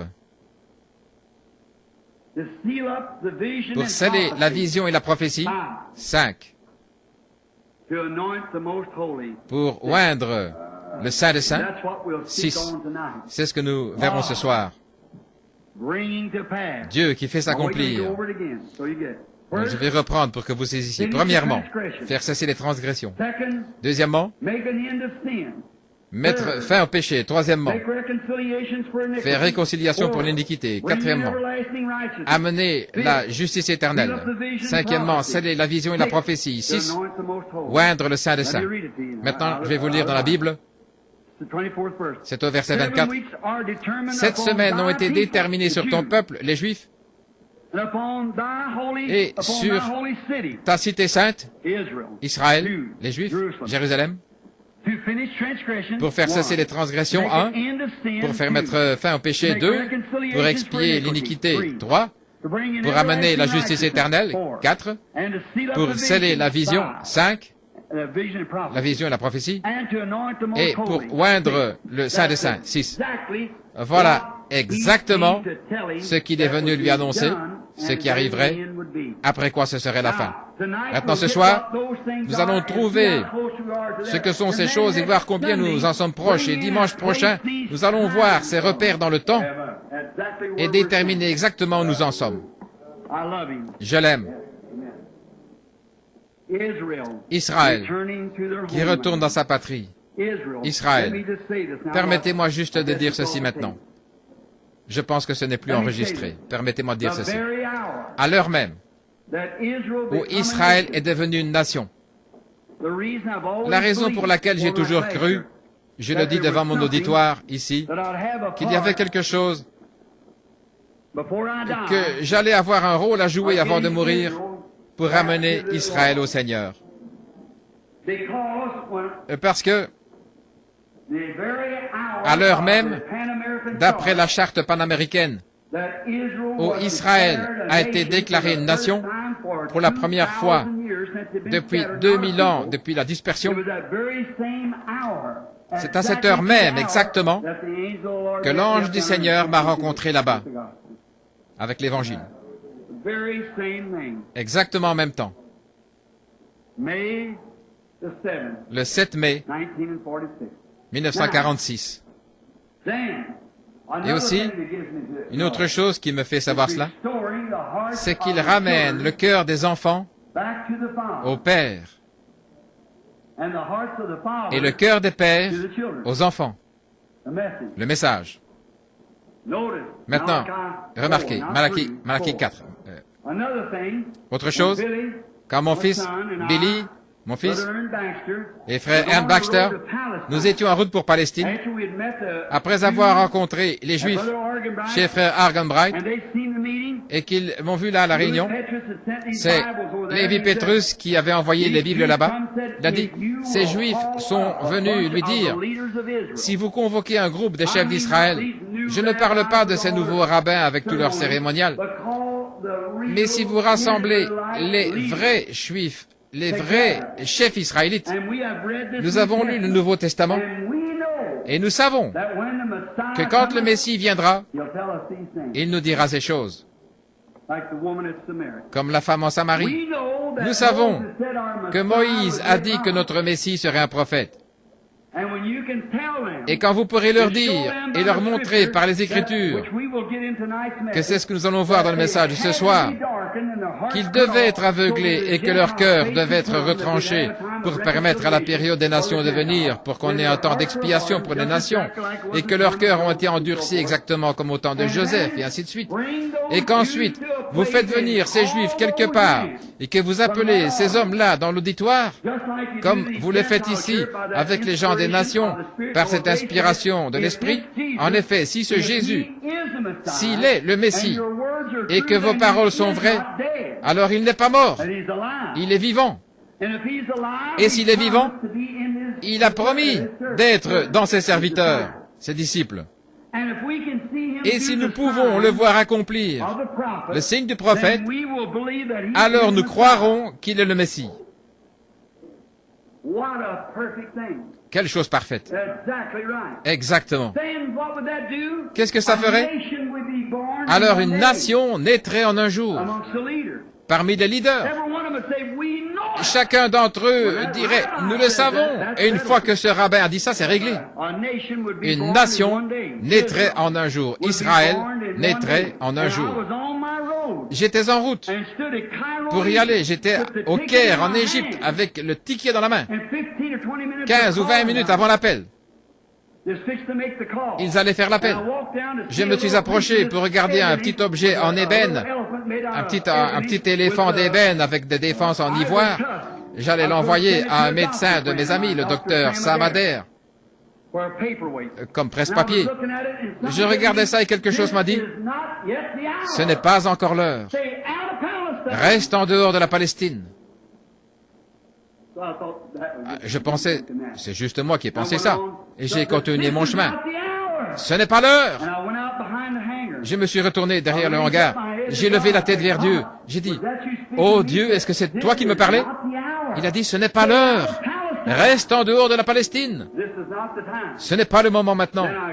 Alors j'ai pris mon billet, je l'ai échangé, et je suis allé à Rome, et revenir par Lisbonne au Portugal, et de la rentrer aux États-Unis. Ce n'était pas encore le temps. L'iniquité des nations n'est pas encore arrivée à son comble, jusqu'au bord de la coupe, mais un jour, ça viendra. Et Dieu enverra quelqu'un là-bas, un prophète. Et il leur prouvera. J'espère que Dieu va le susciter sans tarder, qui qu'il soit, qu'il va le susciter rapidement. Je crois que ça doit venir. C'est pour ça que nous faisons cette étude. Parce que nous en sommes tellement proches. Et souvenez-vous, à l'instant même où les Juifs reçoivent Christ, l'Église des nations est partie. Alors les nations voient les fléaux être déversés sur eux, la tribulation, et dire que des hommes, d'éminents docteurs, enseignent, et avec la Bible devant eux, qu'ils déclarent que l'Église passera par la période de tribulation. Alors qu'il n'y a pas un seul passage dans la Bible qui le dit. Ils n'ont rien sur quoi s'appuyer. Il n'y a pas longtemps, un homme m'a dit, Sir Macpherson enseignait que l'Église allait passer par la tribulation parce que nous serons des lumières qui brilleront pendant cette période-là. Ce sera Israël à ce moment-là, pas les nations. Ceux des nations sont partis, l'Église. Eux n'ont pas du tout à passer par la tribulation. Le dragon fit jaillir de l'eau de sa bouche, chapitre 17, et il fit la guerre au reste, les vierges endormies. La vraie Église, elle est partie, elle est déjà soupée de noces. Pour cet espace de temps, pour le souper des noces. La dernière semaine. Et c'est là que la tribulation prend pied, avec les locustes et les persécutions qui s'élèvent contre les églises, les choses comme ça. Et puis à la fin, au chapitre 19, la voilà qui arrive avec son époux. Roi des rois et seigneur des seigneurs, son vêtement teint de sang et l'armée céleste qui l'accompagne sur des chevaux blancs. C'est là qu'elle arrive, pour prendre sa place pour le millénium. Amen. Béni soit le nom. Béni soit le nom. Béni soit le nom du Seigneur.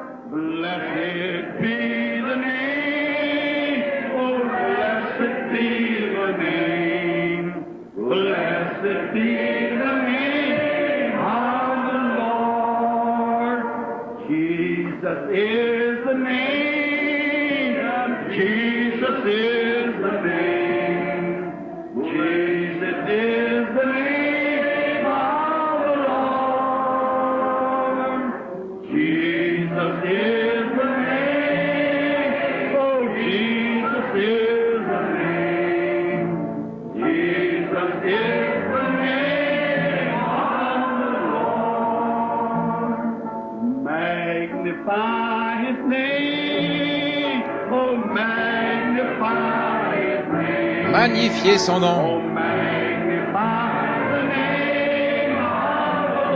Magnifiez le nom du Seigneur.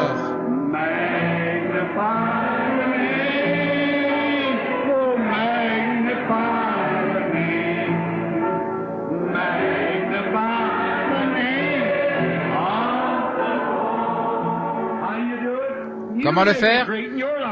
Rendez-le, magnifiez dans votre vie. Vivez une vie telle qu'on puisse dire, voilà un serviteur de Christ. C'est comme ça que vous magnifiez le nom.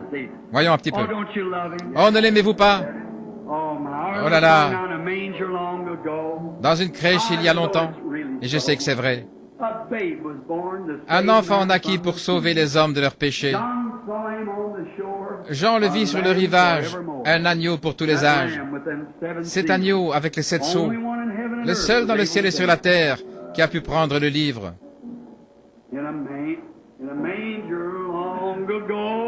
Dans une crèche il y a longtemps. Et je sais que c'est ainsi. Un enfant naquit pour sauver les hommes de leurs péchés. Jean le vit sur le rivage. L'agneau pour tous les âges.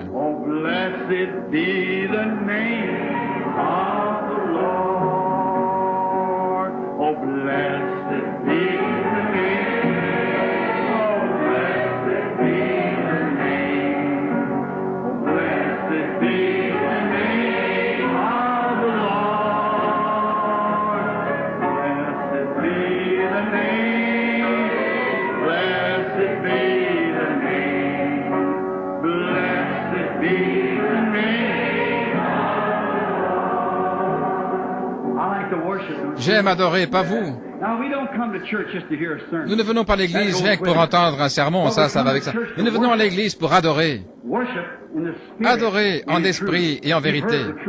Vous avez entendu la vérité, c'est la parole. Maintenant, adorer, c'est lui exprimer vos sentiments. Oh, j'aime l'homme de Galilée. Donnez-nous la note pour ça. Oh, I love that man from Galilee, Oh, j'aime l'homme de Galilée. For he's done so very much for me. Car il a tant fait pour moi. He's forgiven all my sins. Il a pardonné tous mes péchés. Il a placé le Saint-Esprit à l'intérieur. Oh, j'aime cet homme de Galilée.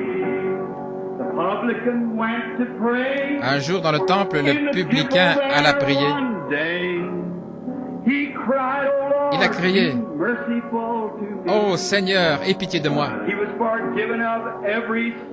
Il lui fut pardonné de tout péché. Une paix s'installa à l'intérieur. Il a dit, « Venez voir cet homme de Galilée. » That man from Galilee, for he's done so very much for me.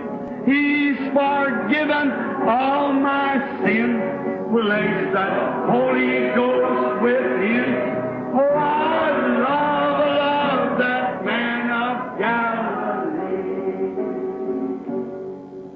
The lame Le paralytique a marché. Le muet a parlé. Sur la mer, la parole fut prononcée avec amour. L'aveugle reçut la vue. Je sais que ce ne pouvait être que la puissance de cet homme de Galilée.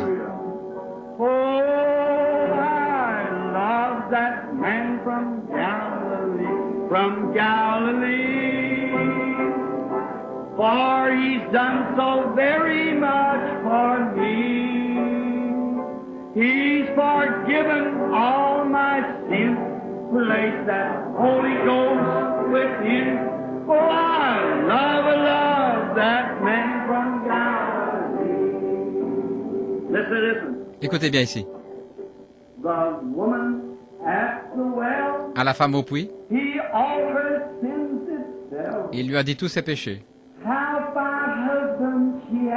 Il lui a dit qu'elle avait eu 5 maris. Elle fut pardonnée de tout péché. Elle reçut la paix profonde. Alors elle cria, « Venez voir cet homme de Galilée. » Love that man from Galilee, for he's done so very much for me.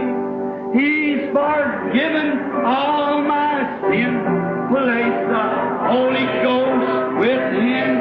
Oh, I love that man from Galilee. I love him, don't you? Oh, my heart, don't you? Oh, je l'aime de tout mon cœur. N'est-il pas merveilleux? Oh, wonderful, wonderful, Jesus is to me. What is he? Counselor, the Prince of Peace, the mighty God is he. Oh, saving me, keeping me from all sin and shame. Wonderful is my Redeemer, praise His name. Let's just bow our heads and think of it. Courbons la tête maintenant. J'étais perdu. Maintenant je suis sauvé. Libre de la condamnation. Jésus donne la liberté et le plein salut. Il me sauve. Il me garde du péché et de la honte.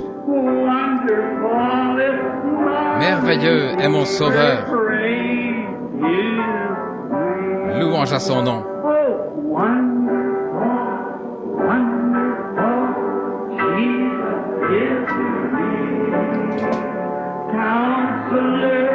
The Prince of Peace, mighty God, saving me, keeping me,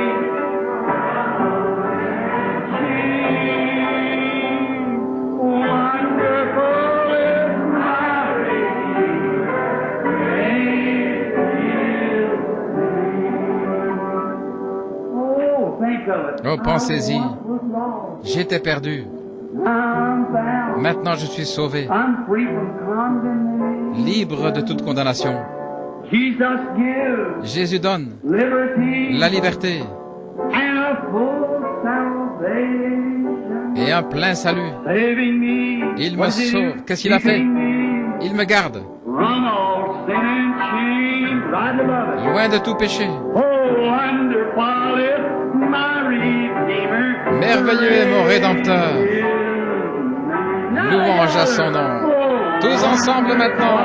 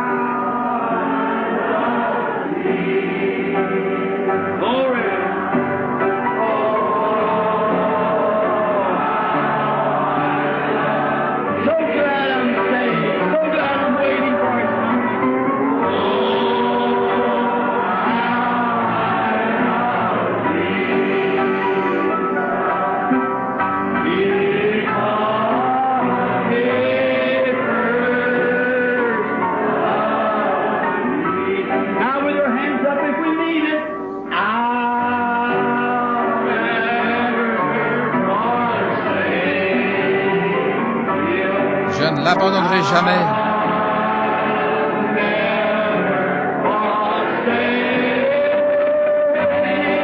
Je ne l'abandonnerai jamais.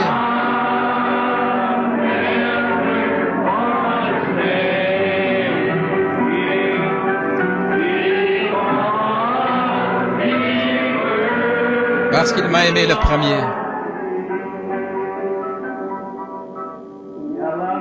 L'aimez-vous? Alors vous devez vous aimer les uns les autres. En effet, si vous ne pouvez pas aimer ceux que vous pouvez voir, comment pouvez-vous l'aimer, lui que vous n'avez pas vu? Alors, serrons-nous la main les uns les autres.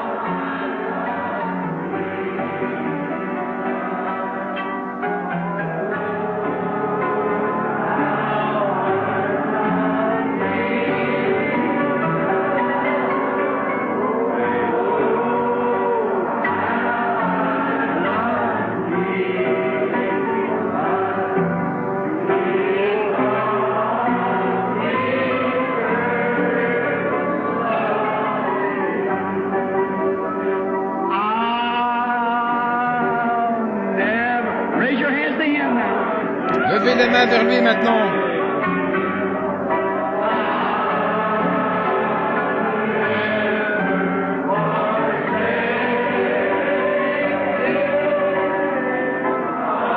Je ne l'abandonnerai jamais.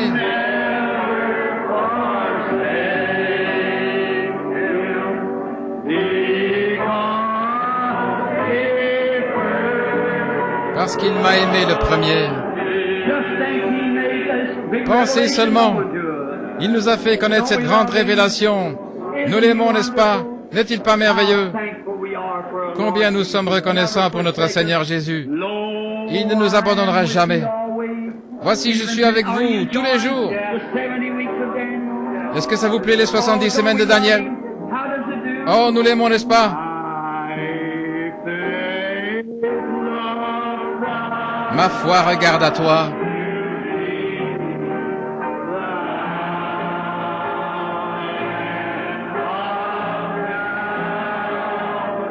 Toi, agneau du calvaire,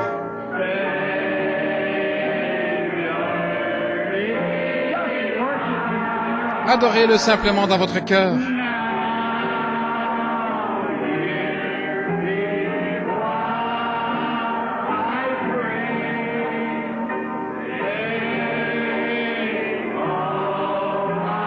Écoute ma prière. Enlève tous mes péchés.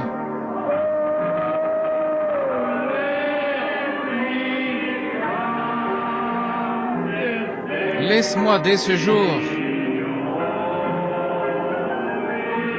être entièrement à toi.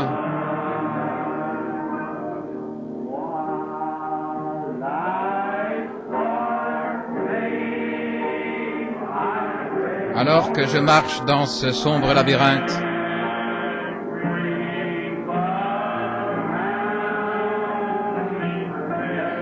entouré de malheurs,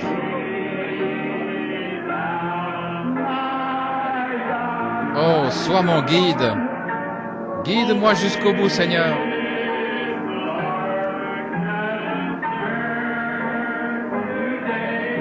Disperse cette ténèbre.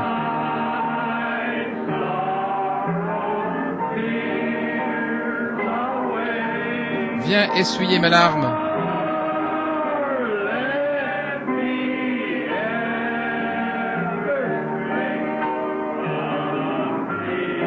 Ne me laisse jamais m'égarer loin de toi.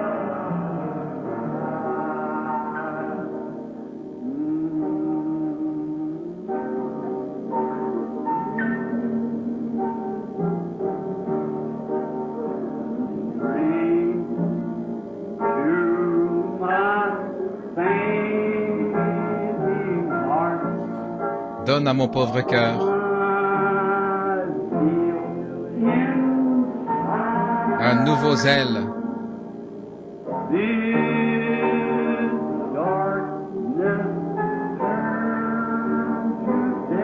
Disperse ces ténèbres.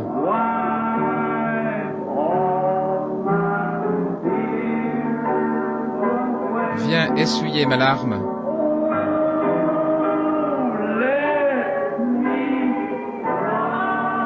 Oh, laisse-moi, depuis ce jour,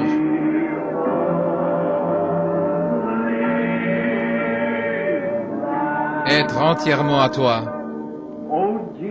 Oh Jésus, nous voyons que nous arrivons près de quelque chose. Le prophète Ésaïe en a parlé. Jérémie en a parlé. Daniel a regardé et il a vu ce qu'ils avaient dit. Ça a remué son cœur et il a tourné sa face vers le ciel. Il a jeûné. Il a pris le sac et la cendre. Il voulait entendre pour pouvoir avertir les gens. Seigneur, nous aussi, nous voyons par les livres, par ton livre, le livre d'Ésaïe, le livre de Jérémie, le livre de Jacques, de Jean, de Luc, de Marc, de Matthieu, le livre de l'Apocalypse, par tous tes livres que nous sommes près de la fin. Et nous avons tourné notre face vers le ciel dans la prière et les supplications pour voir en quel temps nous vivons, Seigneur. Et nous voyons le jour commencer à poindre. Alors, Seigneur, nous venons à toi. Notre foi regarde à toi en ce moment. Nous mettons de côté tout fardeau, tout péché, toute petite incrédulité qui nous enveloppe si facilement. Et nous courons maintenant vers le but de la vocation céleste, car nous savons que notre temps est limité. Bénis les gens ici, Seigneur, ils t'aiment, ils sont à toi. Ils sont sortis, c'est toi qui donnes la révélation. Nous te prions de nous accorder ces choses, alors que nous nous attendons à toi. Donne-nous un bon après-midi d'études, Seigneur. Donne-nous de la compréhension. Ramène-nous frais et dispos ce soir, Seigneur. Ouais, moi cet après-midi. Alors que j'étudierai, Seigneur, les 6 raisons de la visite de Gabriel. Si Gabriel est venu faire une visite et qu'il a donné 6 sens à cela, Seigneur, nous devons savoir ce qu'il en est. Nous étudions les livres et nous savons que nous sommes proches. C'est pourquoi nous te prions de nous le révéler ce soir. Dimanche prochain, Seigneur, ô Dieu, situe ces jours, mets-les à leur place. Je ne sais pas comment le faire, mais toi, tu peux nous conduire tout droit au temps juste. Accorde-le, Père. Nous comptons sur toi. Nous